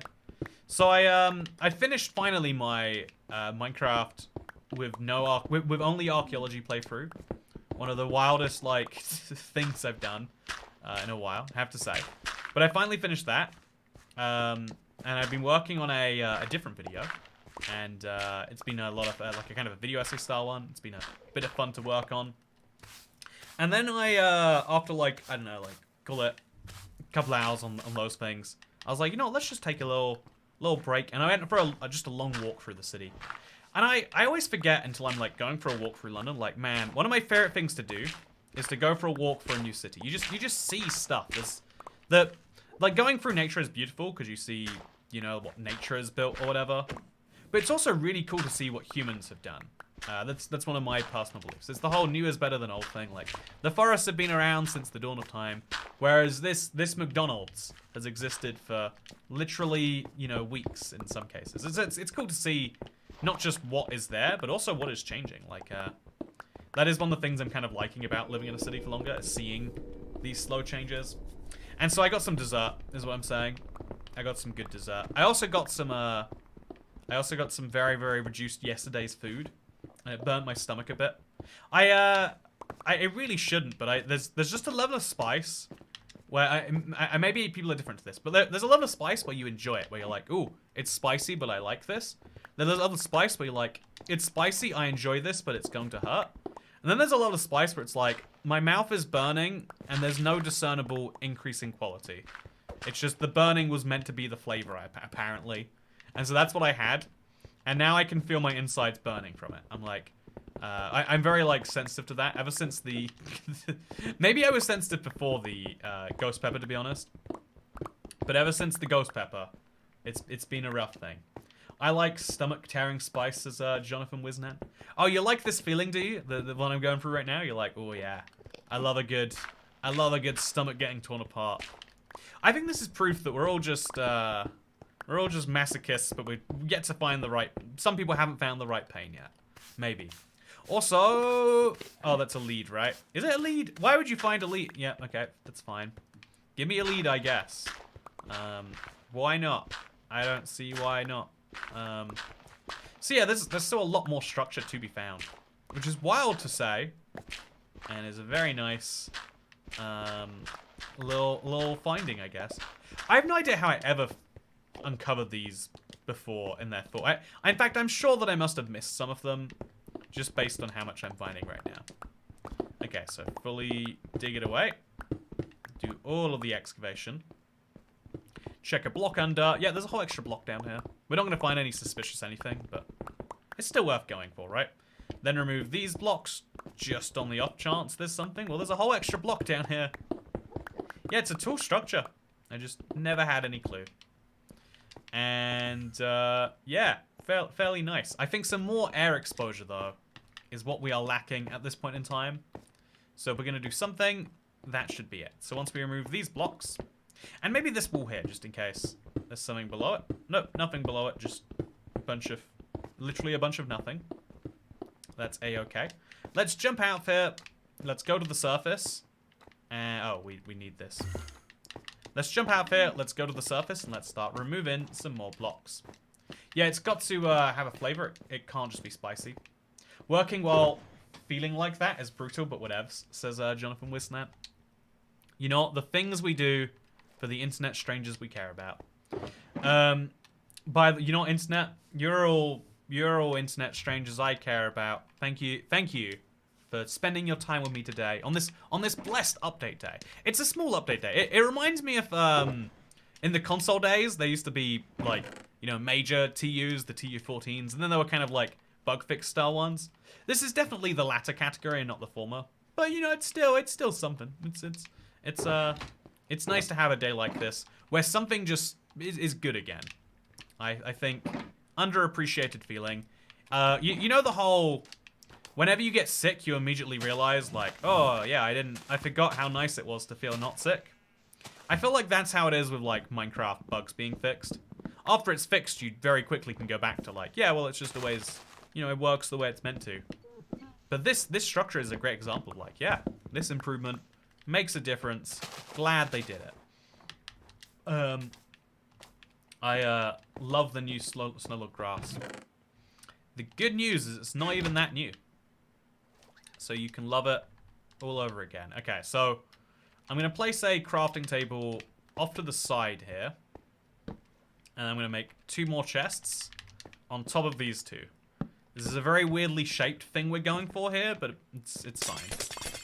And then in the new chest, we'll start putting the ice that we're slowly but surely collecting. This isn't the most efficient way to remove water, but it is one of the most fun. Slowly but surely, the water does go away, and that is one of the most satisfying pieces. Okay, and ice goes in here. So can the snow and this. Now we're going to make an effort on these blocks here. They should be exposed, and soon they shall be. We'll go 3 blocks at a time, just for efficiency reasons. Yeah, look at that. All going right now. 3 blocks at a time. And then once we're done with this, we'll be able to remove more of that ice, and more of the uncovering can be done. So, weird question. Can I be the Vice Dasher when she's missing? Yeah, it's funny to imagine Dasher's not just her name, it's her title on the streams. But you know, one day, Erode it. Dasher's been here for like years of streams in the row. If you're here for enough months of streams, you become a regular, people start to know you, people start to like you. Because I think that's one of the weird things about chatting, right? Is like, I appreciate anyone who chats for any reasons. Like, we're having a conversation, it's great. But like I kind of said earlier, like, one of the things that's weird is that people who are thoughtful of other people are some of the best people. Like, if you're not just saying something for the sake of you saying it, but thinking, how will this impact someone else? And so one of the things that's, like, really impressive as a stream viewer, because, you know, like, ultimately when you start chatting, you don't have any reputation. No one knows who you are. You're not a Miss Pat Van Driver lady, a Dasher, you know, or Ruby like Sonic 2, another name we recognize a lot. Like, as the names come up more and more, people start to be like, oh, it's the same person. But at first, you kind of start in any community, if we're being honest. You know, not just limited to live stream chats of Minecraft YouTubers. But as you start in any community, like, yeah, no one knows who you are yet. Like, you can basically shout into the void, and if it's weird enough, people will just be like, okay, and then move on to the next thing, right? But after a certain point, let's build, by the way, build some snowballs. Bit of a leave, I'm making the best snowballs here. After a certain point, like, if you continuously say things that no one identifies with, recognizes, or has any value from. I'm new, says Chantal Exley. Hello, Chantal Exley. Welcome to the live stream. Today, I am excavating an entire trail ruins. By the way, yeah, but I do think I'm so thoughtful if I end up saying nothing in chat 98% of the time. Yeah, it's hard to find the right balance on it, right? This is also true for a conversation in real life. When do you jump into a conversation with something you want to say versus when do you sit silently just absorbing it? You kind of have to be assertive a little bit in your personality, but no one likes someone who's over assertive. So it's kind of about, like everything, it's kind of about reading the room. But since reading the room is hard, maybe just say something that you think other people would appreciate. Not sure how I feel about this Toycat guy yet. Might just stick around anyway, says Chantal Exley. Wow, as a new viewer, that's an interesting opinion you have. I sure hope other people agree with it and also decide to do precisely that. I normally only comment if I can be helpful, says Lil Miss Treble. Yeah, I think it's not a flaw to say things that are not necessarily directly helpful, but it is about a ratio, right? It's I would say in the way I would describe it is it's like there is a you know, like everything is earned, right? I think people prefer when things are earned anyway, but even if you don't acknowledge that things are earned, almost everything in life is very explicitly earned, not just randomly given. And so one such example of this, I'm going to switch out to a stone pickaxe for a bit. I'm just going to break this till it's done. One example of something that earned is like, yeah, like support and respect. I had a lodger recently, right? I mentioned this before, but one of the exhausting things is that she would like, kind of like interrupt me while I was having relaxed time to complain about her day. Say like, oh, I only got 4 hours of sleep last night, and the rest of this is that. And it's, I think like complaining to people, is genuinely something that a lot of people get value from. I used to think, like, man, it'd be nice if there was someone that was there when I was sad who would, like understand that I was sad and, like, try to help me with it or something. Like, I feel like everyone's had some thought like that. Like, oh, wow, I wish I could be a burden on someone sometimes, or something like that. But, also, if you just do it to people entirely unearned, people will be nice to you. I think there's, like, a open version of that. But they won't appreciate it unless, like, it is an earned thing. It's so, in the same way, like, if you've got something deep you want to share in chat, yeah, actually, like, if you've been here for a long time, people are curious to hear, myself included. If you've got something that's hard or something that's, like, maybe even burdensome, you can get through it. But then there are, you know, if you're the sort of person that's like, this is all I do. I am exclusively negative. When you're exclusively negative, people are like, oh, this is the person who is negative. Try to avoid letting them into your life. And that's not what anyone wants, I think. And so, yeah, like I said, like with many other things, emotional labor needs to be earned. And so too does, like, and so that is why maybe, you know, like, you might enjoy building some relationships, some interactions, whatever online community it is. I feel like streams are a very hyper-focused version of an online community. Whether it's a Discord server or whatever it is that you do in your life, you can find some value from it. So, I watch on my TV usually and don't catch many live streams, says Monica Smith. Good to see you, Monica Smith. I'm glad that you caught this live stream. That's what matters right now, at least. You know, this live stream in my Let's Play world, my pickaxe is gonna break, says Nick Evans. It's definitely not gonna break. It's gonna live forever, let me tell you. That's what makes suppression hard. Please don't share your feelings with this group. Well, that's why I feel like you have to, like, build up your... If you say to a random stranger on the chain, I am depressed, well, that's a hard thing. You have to kind of, like, build up the reputation such that someone will want to help you. If it's like people you know that are like that, it's like, well, that's not very kind of them. But yeah, that's the hard part of it, I think. The blast furnace and the smoke furnace are more useful than the normal furnace, says Darren's Life 20. See, if you just come in with crazy, you know, that's a call for help, that is. That's an objectively wrong opinion. Also, I don't like that the snow keeps falling. I know that I haven't shoveled it up or anything, but I feel like it shouldn't just keep falling like this. Very, very frustrating. I came in late and haven't seen the ruin yet, says Adams Manbridge. Here is my ruin. As you can see, it is all in one piece, and we're slowly excavating it. Or maybe quickly excavating it, depending on your expectations of time. Yeah, I feel like furnaces are much cheaper, and if you really need faster furnaces, you can have like a super auto furnace setup. It's not an impossible idea. Okay, so we have now removed all of this side. Now let's remove all of this side. And then we'll remove the blocks in the middle later. Just don't mine it and see what it looks like in the end. Yeah, I'm not going to mine the actual structure. The idea is we leave it in a cutting, sort of. They should have historical cities and kingdoms in Minecraft, says Time Warper 41. So, plus your reaction depends on their personality. You can't have the right response if they don't know how it will be taken. Yeah, that's why, like, some people find the way that people are polite to be, like, terrible. Like, oh yeah, I wish people would be real with me. And some people are like, man, why are people so mean? I wish they'd be so nicer. Until you know someone and how they react to negative and positive stimuli, it's really, really hard to give any meaning. Like the person who, someone in chat earlier when I said their biggest problem, they're like, oh yeah, got diagnosed BPD. It's like, well, you might find it useful to know that, you know, like maybe it's something else. Or you might find it useful, what you need right now is people in your life have said that you don't have it. And you need someone just to affirm, like, wow, you have a thing, that sucks. Hope you get medicated or whatever. Like, it's so hard to know without context on someone. That's kind of why, that is why in the world, we have doctors, right? I made a joke about, like, oh yeah, I prescribe stuff myself. The reason why in general we have doctors who you have to talk to before you get a surgery, because I think everyone's been in this situation once where they're fully convinced they have something. Yeah, oh no, okay, put that back. Pretend that didn't happen. If you're fully convinced you have something, that is not a valid enough reason to get, you know, a surgery or a medicine.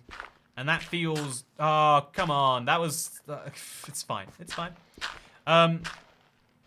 Like it feels like wrong. It feels like someone who doesn't know you is going to have to make that decision on your behalf. But ideally, it's someone who does know you. You understand yourself on a really different level than those around you do. There are some things that are so obvious to people around you, but not you, because we only accept certain pieces of information about ourselves. Whereas other people can be much more openly analytical. Okay, so here we go. Make it count. I've lost a few of these, but I really want to get the last of the pots here. Gold, nice.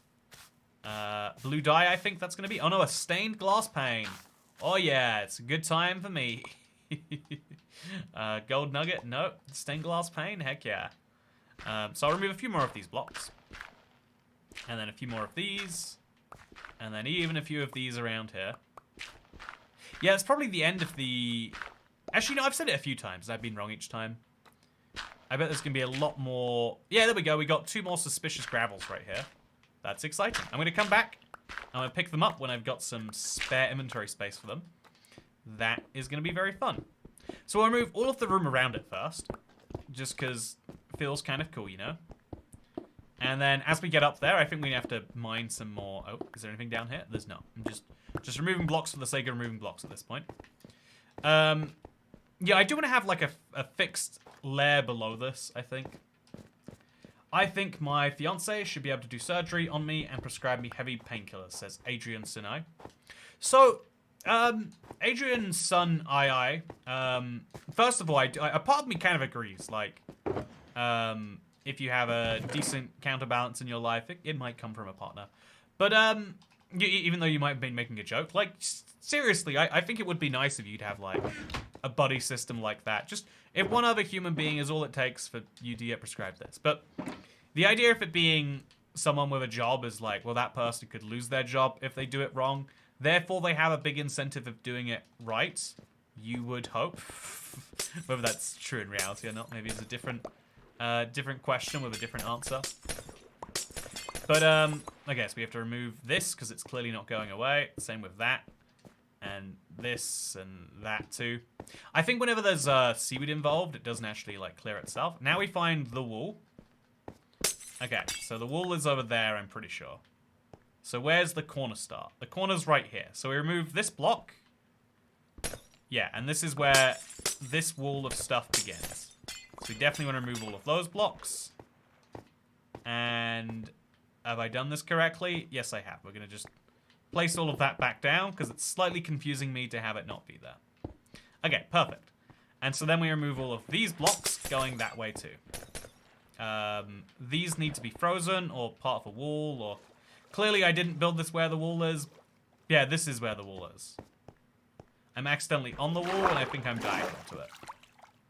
That is a problem, and it can be easily solved with this. Yep, problem solved. No more problems. Easy. So then we follow this along, and then from here, which is the new correct line, this block here needs to be dug down. All of these blocks get dug. I need to replace... Wait, actually, no. I admit, chat, I'm so lost, but I'm gonna get there. So this goes one block down, which means these blocks need to go missing. Which means I'll just use whatever I have to remove them. After I sleep because it's late. Where is my bed, chat? There is my bed. So, Kat, would you say I have good comments, or is that something I should work on, says Ryan? Again, I personally, I think the fact that you're even questioning it means you're probably a very thoughtful, considerate person. I think you have great comments. I think the people who aren't are the people who are, like, saying 4 messages a minute, and lots of them are, like, entirely something that doesn't add value to anyone else. Sounds like a problem for future Toycat. Yeah, you know what? Zotel acronym? That sounds like a good way to solve this one for me. Okay, so now we remove all of those blocks. So this line here is perfectly sorted on the right, and it's about to be on the left. Oh, unless we don't want this to look like that. Yeah, no, okay, I'm misunderstanding my own system now. So this goes down to being this level. Yeah, and then we'll use this set of blocks to fill it all in. No, I'm lost again, chat. Okay, so yeah, no, I'm good. Then we'll fill this in there. This will eventually freeze over. Then we have a lower level, which will freeze itself over soon. If we just remove all of these blocks. Okay, this is going to look really cool when it's done, chat. You've got to trust me on that. It'll be worth... The juice will be worth the squeeze, I believe is the phrase that matches how you're going to feel about this when it's done. Not right now, though. You're not going to feel... There's no juice worth the squeeze we're putting in right now. But yeah, now we fill in this. And there we go. Yeah, we got it. Then... We remove the next layer. Just a couple down. Okay. Yeah. And this will goes there. This will goes there. And then we just remove all of this that I put in. Yeah, that's what we do. I'm going with it, chat. We're going with it. It's fine. Whenever you make an error in your measurements, just keep rolling through that error and eventually... everything will work out. So that goes there, this goes here, and that goes there, etc. Great. Then we remove these blocks. And we're slowly getting towards our eventual dream of having... Okay, there we go. Our eventual dream is to have all of this be easily accessible and exposed. So now we remove all of these ice blocks, which means no more water flowing this way. Then we can start removing more of this. Yeah, we can. Wonderful. Oh, that was a lot of thinking, chat. You know, doing thinking while playing Minecraft. Actually, one of the cool things about the game. Like, I think that is what a lot of people like about Minecraft is, like, you're planning something and it's solely for you. You are the one who suffers or doesn't. This Minecraft ice physics crash course is frazzling my brain, says Phoebe. Yeah, so basically, when you're in a cold biome, water will freeze into ice unless it has seaweed in. If it has seaweed in, we have to manually do it. Oh, not seaweed, seagrass? We should just call it seaweed. Is seaweed offensive to weeds, you know? Or rather, is seaweed offensive to seagrass? It's like, well, actually, we're not a weed. We're a valuable contributing member to the floor ecosystem. Then we remove both of these blocks, and we put them back down over here and over here. There we go. It all makes sense now. There's going to be a lot of glass involved in this later, but again, later is the key word there for now. Then we're going to have to remove this whole thing. So let's come back down and do it. Get it all removed. It's unnecessary blocks that are blocking sunlight into a very beautiful structure. And then we'll make a proper staircase up and out of this. Actually, I guess the proper staircase is coming with all of that ice. But we could probably make some ladders or something. Should be very easy to do. I think once we've got some ladders sorted, then we can have a slightly less silly rest of this. Yeah, I think ladders will make a big life difference. Everyone's leaving, says Tyler Sky. So, also, weed is definitely a plant slur. You know what? Do you mean everyone's leaving YouTube, or do you mean more locally to this live stream? A few regulars have said goodbye. It is interesting, there's because we do these streams at roughly the same time every day, it means we do collect, like, a collection of people with a similar schedule, which means if they go a little longer, a little shorter, or whatever, that also has some difference. It amazes me just how the autism trait runs in families, says Bird for Life. Is it actually a heritable thing? I've never, like, I know it's, like, likely. Like, I guess everything genetically is, like, passed down from someone that way. I mean, I guess car accidents aren't genetic. Like, I'm not comparing autism to a car accident. You know, I guess I am comparing it, but I'm not saying that they are equal. But there's I didn't know that autism is one of those things. I think that's interesting if so. I think anyone who has a slightly who sees any autistic traits in themselves has like an autistic family member where they're like, oh, yeah, no, never mind. Makes perfect sense. Totally understand why Granddad's into trains now. All adds up. Okay,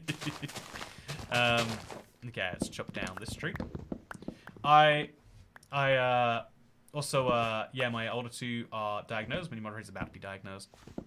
But do you think that then means that you or your husband are? You know, like, because it comes from somewhere, right? It's being inherited from somewhere. Inherited from somewhere. You know, why is it? You know, it should be inheritable.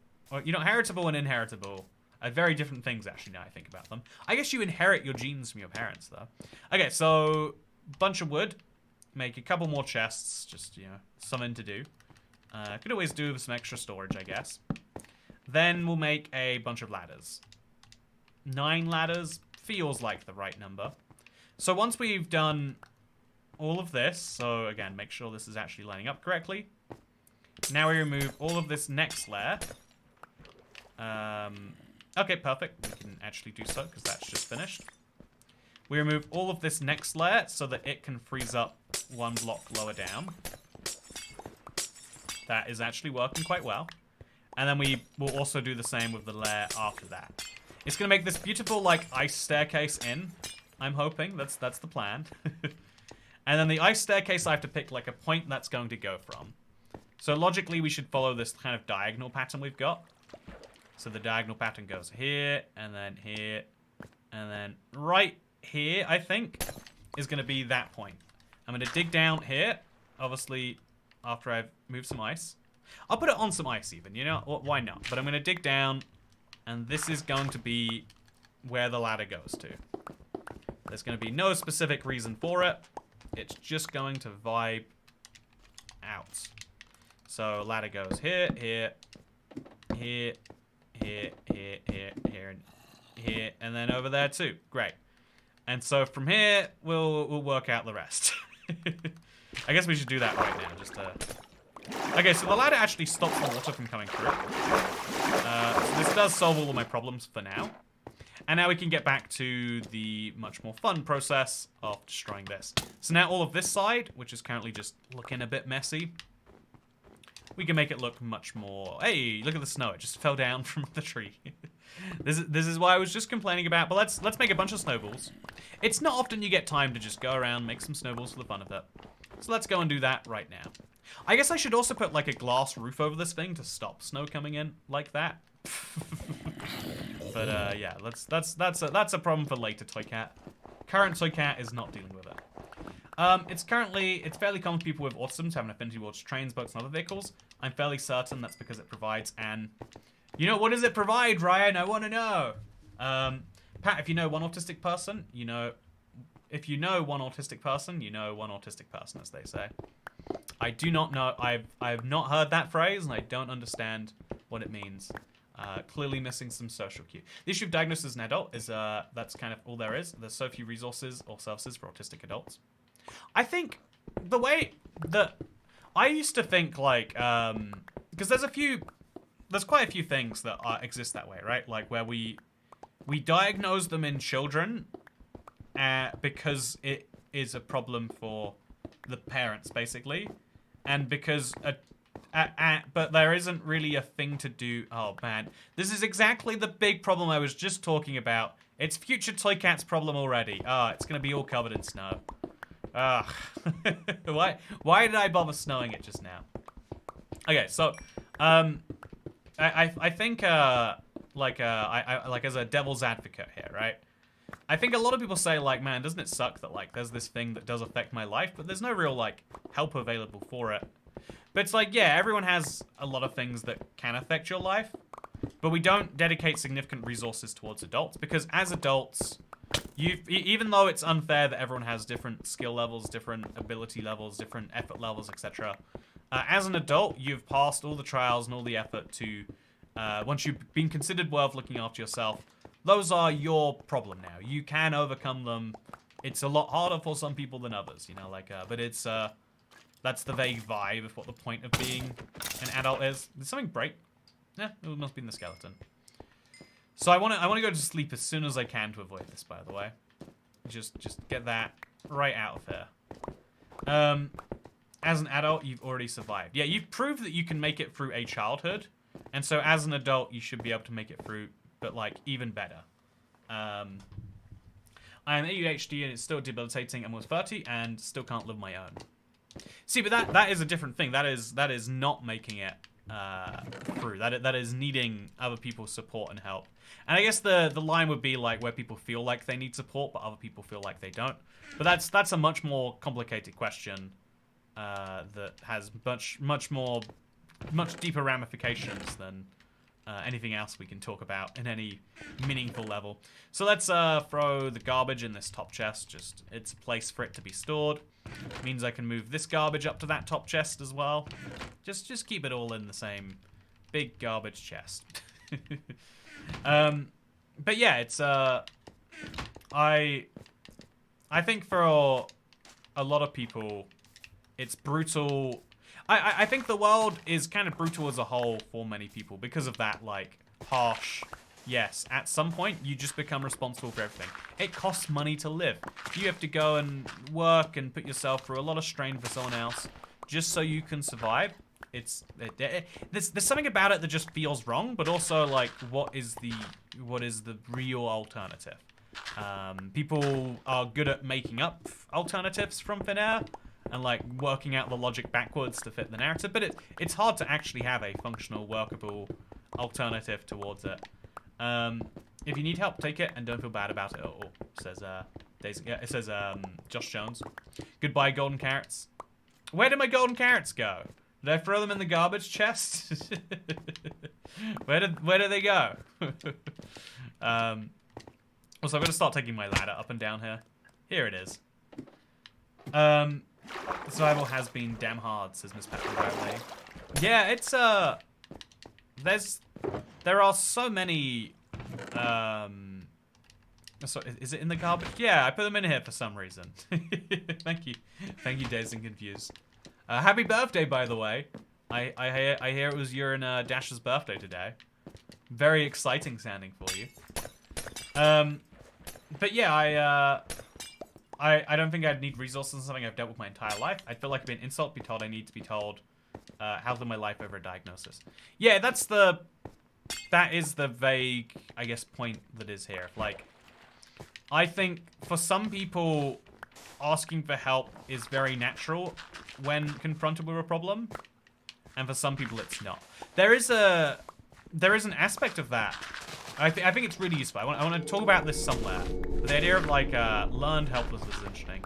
I'm sure everyone's been in this situation at some point where they had someone who's like really helpful towards them, and you kind of just like I don't know what the word would be, but like take advantage of it. Where you're like, oh yeah, rather than like learning to solve problems yourself, you just ask the person. They solve it. And if you have someone who's really good at solving the problems, then you never do work it out yourself anymore. And arguably, some of that is like, you know, important, and maybe, you know, if you find someone who's like so willing to do it that it doesn't have any burden on them and blah, blah, blah, it's great. But usually it is like, yeah, every piece of help that one person gets needs to come from someone else. You know, like it's a zero-sum game, right? It's not there. Until we have magical machines that can help you with all of your needs all the time. Your needs come from someone else's. I'm lucky. Okay, so the disparities from equality and equity are an interesting debate. Yeah. I think it's I think it's the underlying debate that society has had since, you know, like, I don't know, the Industrial Revolution. About, you know, like what is the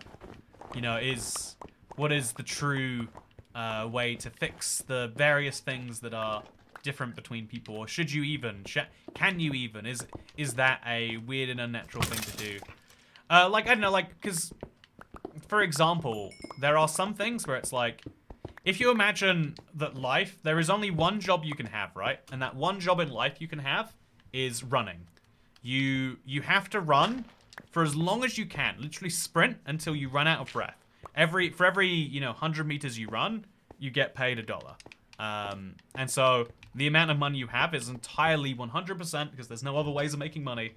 Every piece of money you have is 100% dependent on effectively birth factors, because people who can run for longer would have been born into you know, like, you would have been born with better lungs. People with more money would give birth to people with more money because of genetic factors. Or you could just say, even if it's random, there's no genetic link between runners having better running children. It's still like, oh yeah, well, because of something that you didn't try to do, you know, you didn't specifically choose to be born with better lungs. It just randomly happened. I didn't choose to be born with, you know, really weak lungs, but now I am making less money than you. But even in a society like that, it's like, okay, then. One, how would you, addressing it is really interesting, but also it's like, you know, I guess the way you would address that is say, okay, everyone puts all of their, you know, like money from running into a big pool, and we'll just like evenly distribute it. But then some people are like, oh, I don't feel as motivated to run as hard. I was running to the point where, you know, even though I had better lungs, I was running to the point where like I would break down solely because I could. Whereas, you know, like if you're only gonna have $5 or $7 anyway, what's the point of like pushing yourself? Whereas the people at the cutting edge are like, yeah, I am pushing myself to the limit for this running. So that's a fun problem point. But also, I think an interesting part of it is basically you change people's behavior when you change the system, partially. And another interesting thing is that people play to a certain system, and people if you now imagine the exact opposite, where it's entirely down to skill factors. So you have to solve every day you have to solve a puzzle, and if the person who solves the puzzle gets a lot of money. You know, like imagine a lottery, but it's at, you know, like when people do those gambling prizes, like phone in, pay this number like a pound, and then you have a chance of winning 10,000. Just answer this question: on what country, in which country is London located? Is it A, the United Kingdom, B, Switzerland, or C, Wakanda? You know, like hypothetically. Yeah, like if the whole world was down to like skill, like actually skill based though, like you need to be really good at knowledge or really good at, I don't know, like solving puzzles. It's like even that, that all comes from genetics on some level. But even then, there are people who will put more or less effort into it. Those people are probably the ones at the upper end of the spectrum. And I think that is why you reach a world where people are so vastly separated on whether they think that attainment is down to factors inside your control or outside your control. Because when you feel like it's outside your control, you'll put less effort into it, kind of locking in the cycle. Not to say that it wasn't already outside your control, but you're making it further outside your control. That kind of learned helplessness thing of like, well, and I'm sure we've all been there. One of the reasons Monopoly sucks as a board game, right, is that when you're playing Monopoly, you eventually get to a stage where someone just has all of the money and no one else even thinks it's fun to play. They're just like, keep rolling the dice and going around the board and paying me rent. That is also one of the biggest problems in a society. If people feel like they're not motivated to go on any further because one person has clearly won, that's not a good thing. Anyway, yeah, I thought it was only a small ruin, so I'm glad it's fixed. I never knew how big they were. Yeah, it's crazy to see how much we're really uncovering today, huh? I am very shocked. Okay, so now we are almost done with our next layer. I'm going to remove... I think we can basically build this all the way down now. So all of this can now be removed. And then... Oh, I have some extra blocks in here. I don't know which one it is. I guess this. Put the ice there, and then remove it. And then remove all of this. Place an ice there, and then here. Then remove both of these, and then we can remove all of this layer of ice.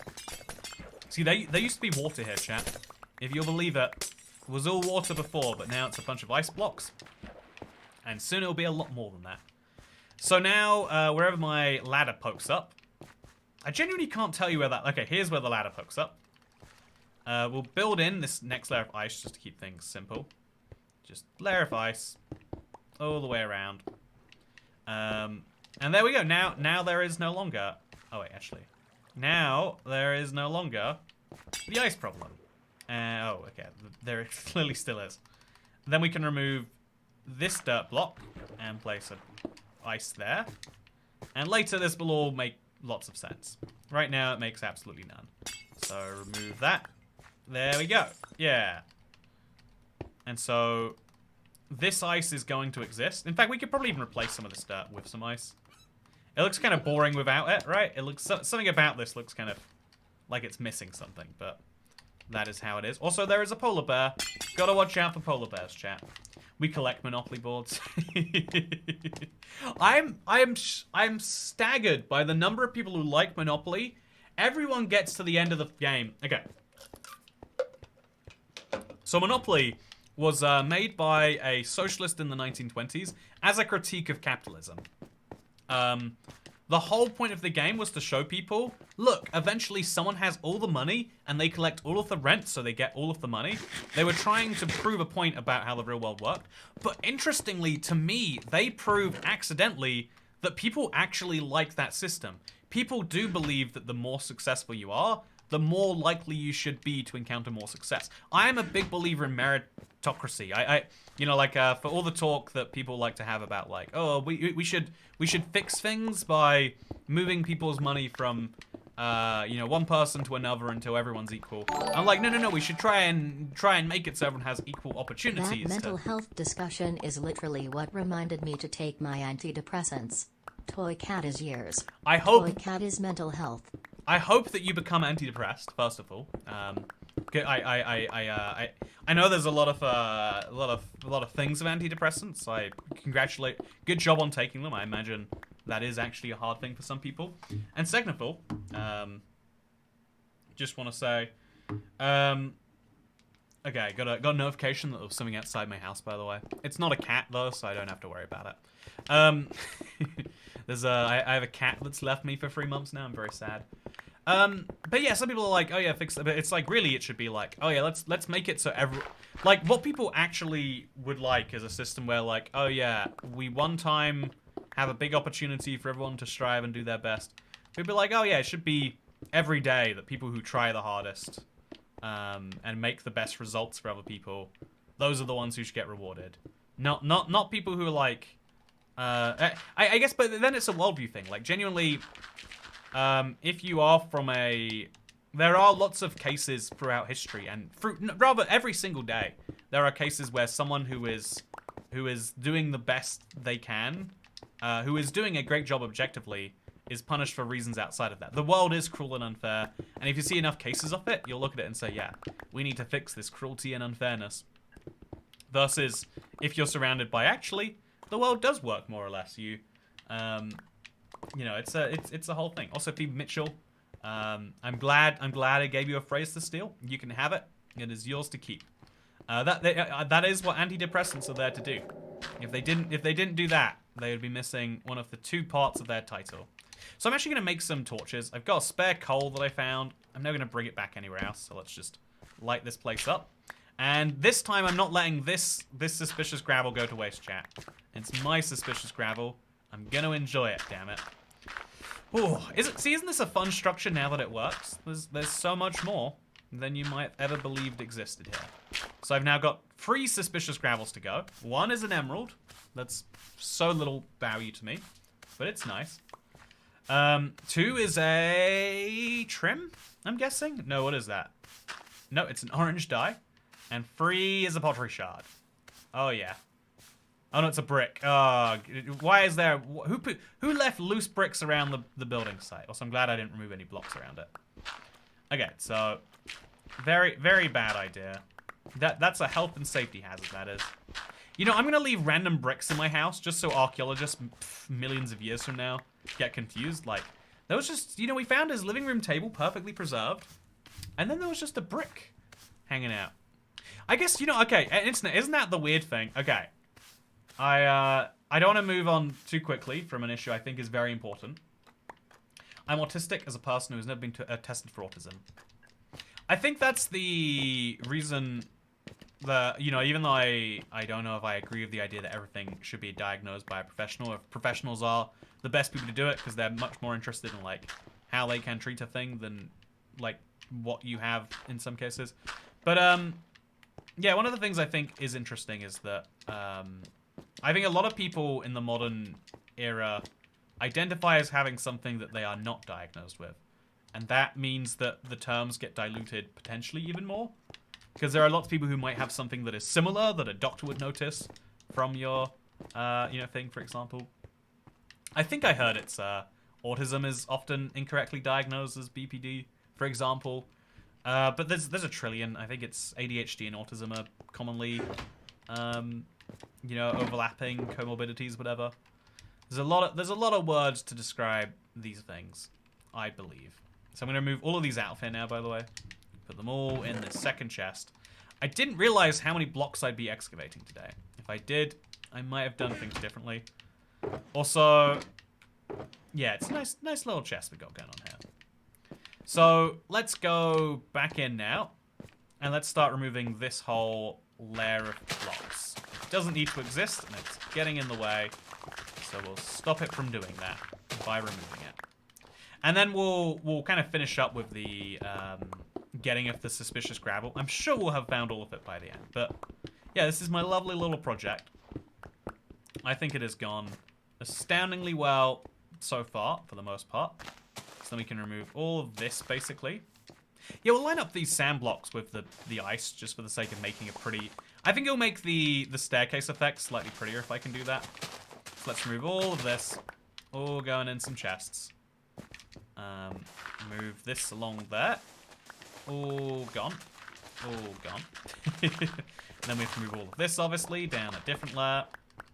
And just do it continuously until everything looks perfectly smooth and manicured. I think it's amazing you collect every block you mine. It's one of the few things you do completely without cutting corners, says Jeff Shannon. Yeah, I've got this real hoarding problem where it's like, at some point I might need these blocks, and so rather than going on a dedicated mining trip for them, it'd be nice to just find them. There's so many blocks that just sit somewhere randomly in my world, though, because of this, and that is a bit of a problem. But it's a problem without a very good solution, and so it has remained a problem. Yeah, I want to prank some archaeologists by perfectly preserving pine cones and make them think I worship pine gods. Yeah, something. Okay, this came to my mind like near immediately afterwards. But you know the weird thing is you don't actually get to control what happens to your stuff when you die. There is no legal way that you could make sure that your preserved pine cones are preserved unless they are hidden such that no one can find them or wants to find them. And there's something about that I find to be a little depressing, like lack of... Like, you know, we talk about how much... I think agency is one of the most important things you can have in life. When you feel like you are in control of the direction of your life, you will feel happy. When you feel out of control, you will feel sad. You will feel like there are problems. You'll feel like... It's a bad thing, I think, in general. But, like, how do you have agency over life is the much harder to answer half of that question. And to make it even more complicated, it's like, well, even in places where you can have full agency, the moment you die, everything you own, the power over that is passed on to whoever inherits it. If there is, like, you know, I can't say, after I die, I want my house to just be left there. That's not a valid request. Even if all of my family were okay with it, someone in the family has to own it. And then when they die, the person that they passed on to has to be okay with it, etc. And it means that nothing can actually be preserved in that way. Like, that's why museums where, like, oh yeah, this is this man's house, are actually really hard to come by. Because it has to be... you have to have enough money to pay all of the people to be incentivized that way for a really long time, which is actually quite hard. Probate is a pain, says Cat Beanie. Yeah, I didn't even realize. Like, I'm so fortunate. Maybe this sounds like, I sometimes worry, like, am I saying this out loud? Like, is this like bad mouthing my family? But there was no money when my mother died. It's a significant number of debts. And so the only thing that is like a potential, like, oh yeah, there might be some magic money, is like someone did something very wrong. But even then, I've had this... You know, chat, this is the wrong place to be discussing this. So, I've had a real ethical argument of, like, if someone killed someone you loved, would you want money from that person, right? Hypothetically. Purely hypothetically. Definitely no links to anything that happened in real life. But, if you found out there was someone, like, I don't know, like, let's just say they ran them over. To keep things simple. Someone runs over someone you love. It's definitely happened already. You can even say, you know, they're going to prison for it too. They are going to be convicted for their crime in the legal sense. However, you can usually, again, it depends, a lot of variables, but you can also often sue for the financial. You can small in civil courts for the financial hardships for this. It's really unlikely you'll get it from someone who's in prison, hypothetically. But would you want, like, someone dies, and you're like, oh yeah, you can pursue the killer and make, like, I don't know, £100,000, a large amount of money. Not like never work again money, but can't. You wouldn't want the money, but it'd be petty F, and but I'd be petty F and take it, and maybe donate it to a good cause or buy a cake. Yeah, I feel like actually that's a fun way of putting it. You're like, yep, give it to a good cause. Force someone else to donate to charity. Show them what's going on. Then also buy a cake. Love the pun in the title. Thank you, Gage Plays. You know, I was hoping someone would. This whole stream has been running up to that moment. I can now end the stream very happily. I'm glad you liked my pun. Might be a fun hobby. Forcing people to donate to charity could be a fun hobby, you reckon? It sounds like one, actually. Definitely nothing to do with the 10 mass murders from the last stream, says the FBI. I mean, all 10 of them murders wouldn't be mass murders, right? You know, it's one mass murder in 10 separate parts. But yeah, like, if I won more than 10 million, I'd donate the excess to charity. I do genuinely believe 10... I think, okay, so I've considered this, chat. So this is one of those lame questions. But how much money until you believe that you have all of your needs fulfilled and more doesn't do anything? Or how much money do you need to be comfortable for life? Is a really fun question, because in the old days, people would be like, yeah, if you're a millionaire, you're really wealthy. But it's actually, the number of millionaires is rising every year, mostly due to inflation. Like, we're also growing in living standards as a world. But also just, like, $1 million isn't that high of a bar to set. Especially if you use, like, the US dollar as your currency. Like, you know, there's a lot of millionaires that are not wildly wealthy. You have to be wealthy, but not wildly wealthy, I guess maybe is the point. And so, the interesting, you know, caveat there was, like, how much money do you need? So, you know, chat, I'd love to hear your answers first. How much money do you need to be like, yeah, I'm comfortable for life. I don't think I can screw this up, and I can live every day the way I want it to be from here till I die. How much money? Go in US dollars if you can, but use your own currency if you want to. 10 million. I have an expensive hobby, says Gage Plays. What is your hobby? I would love to know what expensive hobby it is. It's Warhammer, isn't it? It's definitely... You're playing Warhammer and you're like, well, new set comes out and, you know, it sounds like I'm going to lose all that money immediately. My expensive hobby is being a woman, says Ruby likes Sonic 2. Yeah, that's an you know, there's so many costs to being a woman that you don't realize. People say phrases like the pink tax. I don't like the phrase tax as a part of that. But there is like an underlying truth to, like, yeah, there are expected things you have to spend money on. In a way that really, like, I guess it's similar for guys, but the things are usually assets, like things you can give to someone else at some point. Whereas as a woman, it's like, yeah, spend this on something that, like, washes off in the shower tomorrow, please. There's a lot of some things like that, even. So, my expensive hobby is being alive. 30k a year and I'd be good. Yeah, 30, honestly, I feel like for a lot of people, they would take, like, if you couldn't ever work again, you get, like, that amount a year. Because you could make the money go further with the time, I think. That's why a lot of people who get really wildly wealthy start to think you need much more money. Because it's like, yeah, I have to start spending 20k every weekend to really make it feel like I'm truly taking a break from work. And they start lifestyle inflating themselves. To a point where it's like, no, you don't need that. You're convincing yourself you do so you can spend a lot of money and so you can justify your time. But if you have a small amount of money, you definitely fit it in. I love how you hear expensive hobby and go straight to Warhammer, but you're not wrong, says Phoebe. You know, I'm so not wrong. It's the most expensive hobby. That was the hobby that made me realize as a child that I was poor. I was pretty well insulated from it for a large part of my childhood. I'm very, very grateful to my mother for that fact. Like, I think the greatest thing you can do for your children is insulate them from your socioeconomic status. I think on both ends, honestly. I think your children shouldn't realize that you're rich either. But that's my, I don't know, that's my wild, wild own opinion. But the point is to say, okay, are we done with this now, by the way? I think we have gone through an entire trail ruins now. It's a big one. It's a real big one. But it was a nice one. I'm fine with basics. I just want to be able to help others. A lot of that takes money. Does it really now?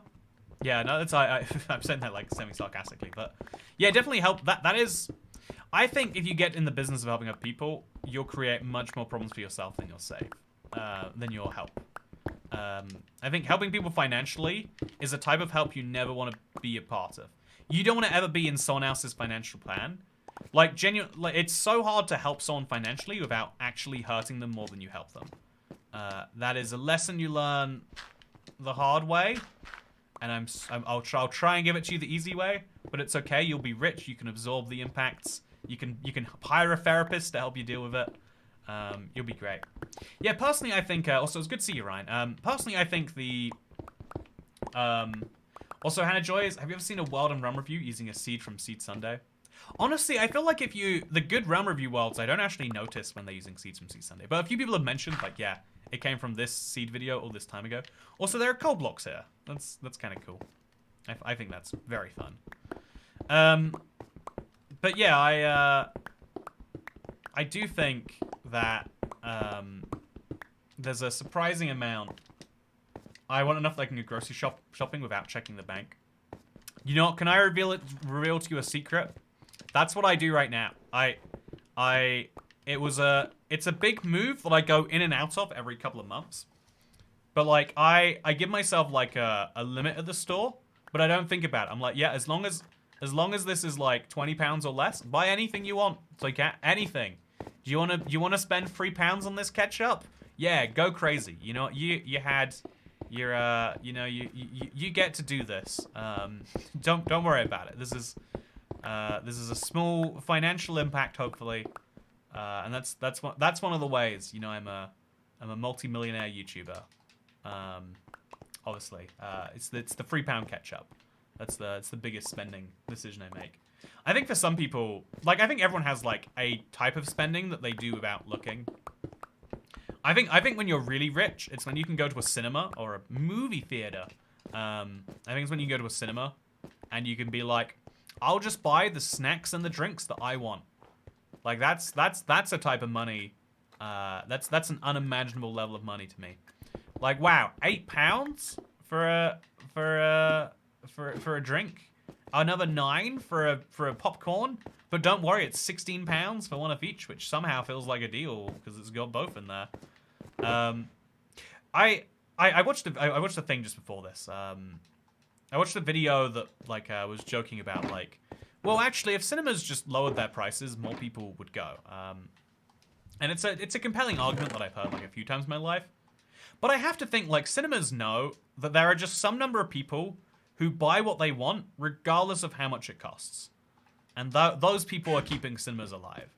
I think, you know, in the same way that, like, Gucci purchases go up during a recession, I think cinema purchases must go up, too. People are like, yeah, let me flex my money. I can't afford to buy an expensive car anymore, but I can take my date to the cinema and say, get what you want. I'll sort it out. Which seems very financially irresponsible. But, you know, financially irresponsible is a desirable thing, I hear. Oh, no. Oh, wow. We got 2 whole suspicious gravels, and I didn't even go back and get them. Okay, so my last thing for today is I got myself another copy of Relic. That's a cool one. And a black stained glass. Okay. So now we can remove both the gravel. And I think we can say fairly easily we got the entire structure. It's a very big one. Has to be said, right? This place is huge. But I'm pretty sure we got the entire thing. There could be some more gravel, like, sitting behind this, for example. But I don't see any hint that that is the case from here. So now I have a excavated trail ruins. And I think it's extra fun because it's not just excavated. It's excavated... Oh, should I grab those dirt blocks? You know, to stay true to stay true, I have to do it. So I got complimented from it earlier. So if I don't stick to the compliment, I'll look like a hypocrite. Yeah, I think we've gone every single piece of gravel from here. And so here is my summary. I have gathered, so a copy of Relic. That's now 2 relics I've gotten here. We've got a 5, 7. We got 10 separate pottery shards. It's pretty nice. 2 full chests worth of just I don't even know what's in these chests. Stuff apparently. 2 full chests worth of it. Some snowballs, some random loot, and yeah. So also we got some all of this. Let's now take it back with us. I was gonna put glass over this, chat, but I don't even know where the glass would go. So I've decided to go against that for now. I guess you would put the glass shield over the top of it to stop rain, thunder, etc. getting in there. Yeah, I think that'd be a nice way of making it. Or maybe you could put the glass at this bottom level here. Like, cover this layer in glass. Yeah, like this layer right here in glass. And then, I think that'd be kind of cool looking too. But we won't go with it. Taking your date to the grocery store before the fish and saying they can buy whatever candy they want there instead of is the more obtainable goal. Yeah, that's honestly, if you're a lady out there and you're listening to this and you're thinking, wow, sure wish I could go to the cinema with someone who would let me buy whatever I wanted. If you find someone who lets you go to the grocery store and get whatever they want, that's someone who you know is going to be reliable for the rest of your life. Whereas the first person, they're going to be horribly in debt. They're not going to understand. They're not going to understand that a credit card has to be paid off at the end of the month. They're like, no, you pay off the minimum at the end of the month, and that's paying off the balance. It's just you have to pay it off for a lot more months. But it's there's no interest on credit cards. What do you mean? We use credit card to mean pay for thing. You're dumb if you think you have to pay money for that. Oh, they just let you pay it in installments, and in exchange, you pay them a convenience fee in the form of this. Oh wow, I think I'm paying interest. Oh no, you don't want a guy like that, and so never pay the minimum. Yeah, if there's one thing you take away from the stream chat, it's that if you ever want to be able to buy Coke at the cinema, either only pay the minimum for the rest of your life and hope you die in your early 30s, maybe late 20s, or always pay your credit card off. If you're gonna borrow money, don't do it on a credit card. Even if you are at the point where you're like, but I can't afford anything else, put it on anything else. Also, this is so laggy internet. I know why. Okay, sorry. I know what I did.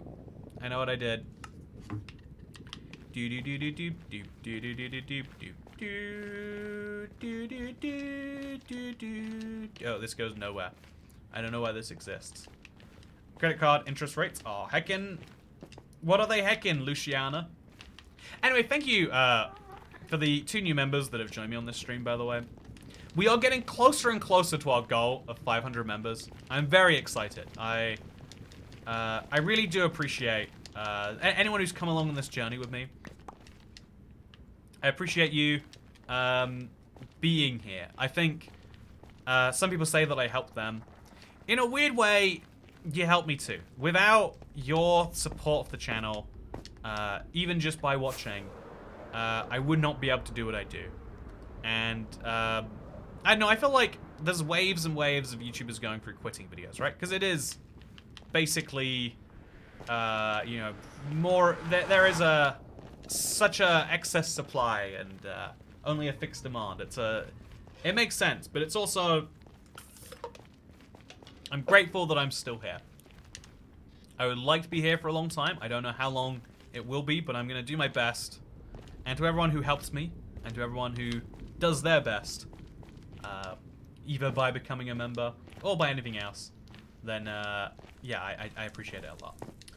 RubySonic2 says, I'll become a member again, as long as it's gifted. Says, you know, actually, let me try and convince you right now. You know, you're, so again, the gifted membership's going out. What is it that makes you not want to become a member? It is a let me sales pitch you. This is me doing the American service thing where it's like, you know what? I think I deserve my 20% right now. Oh, chat, this is not normal. I do not know where this portal has taken me. That was weird. That was very weird. So now, you know what we can do? I probably have a relic in here already, but let's... Okay, let's, Oh, it is relic in there already. Okay, so let's put it back in, I guess. So here's my new music disc, everyone. Do you like it? The amount of money I have says I should not become a member.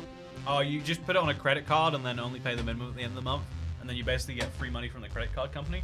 Do you know credit cards only work because you choose to pay back the debt? The only other downsides are like credit scores or something like that. Also, thank you, Pat, for not only being a member on both channels. Double member. Do do do do do do do do do do do do do do. Okay, so now we're gonna check one last thing. I'm gonna make sure I grab my shulker box. Actually, I did. I'm gonna go see if I got any new pottery shards. I should, but I don't know that I do. So let's go find out. Free money, that never goes wrong. Exactly. Hey, Twisted! Thank you so much for becoming the 479th channel member. Seriously, being 21 away now is the coolest thing to me. It is exciting. I am excited. Yeah, I am very, very pleased. Okay, now let's go in. Let's see what we got that we didn't already have. So I've already got the heart. I've already got the burn. Oh, have I already got all the ones from this structure, maybe? Okay, how? Oh, I've already got a how, too. Yeah, I think I've just got every one from this structure. Okay, friend. Oh, I've got friend. Okay, yeah, looking at the collection here. Oh, wow, we have so many of all of these. Okay, if we have a copy in the chest, that means we definitely have one. Wow, chat, I can make so many vases, so many pots. So I clearly just have to go to desert wells and everything else to go find the rest of these. That's going to be a whole painful thing. Otherwise, here is a shulker box filled with the exact things that are in this shulker box. So let's consolidate, I guess. Here come in the trims. Probably shouldn't have put those in there, but it's fine. Put in the stained glass too. Oh yeah, look at the stained glass colors I've been collecting. It's nice. I could make a whole thing from this eventually. The lead and the hanging sign. So many hanging signs. I don't think the dyes need to go in there, but the candles probably do. Yeah, a good purple candle, brown candle, red candle. Look at my candle collection, internet. It's great. Yeah, this is a very, very, very bizarre collection of items to have. But I'm glad that I have them. Yeah, look at this. This is a nice chest, this is. And now that it's all in one shulker box, the rest of this I can just put some... This doesn't need to exist. Really, nor does this. I've got 2 copies of Relic in here. Yeah, this is just the weird loot box that we get as we go places. Yet to work out what it does. But I'll go and I'll take these home now. So, so I don't have to brush the armadillos to get pet scutes. Or to get scutes, I farmed 6 wool farmers without a single brush. Oh yeah, it's the fastest way, but it's not required. They will drop them by themselves as well. But yeah, I have rich parents will save your ass. You have rich parents will save my ass. Tell your parents to become a member of the ToyCat channel. You know, it is okay. So let's place one over here, and let's place one over here. And there we go. 3 beautiful shulker boxes. I've got a whole other one here that needs to be dealt with at some point. But some point isn't now. You know what else isn't now? Everything that's future me's problem. I hope you've enjoyed today's live stream. Last reminder, if you want to support the channel, becoming a member will bring us... We're 21 away now. Or, if you want to get someone you love an anti-Valentine's Day card, they're available at ibxtoycat.store. For now, this has been a great time. I hope you've enjoyed, and I look forward to seeing you on Thursday for my next stream. I might do something tomorrow, actually, but I'll let you know. There's a brand new snapshot thing, beta, probably. But yeah, see you next time. Bye!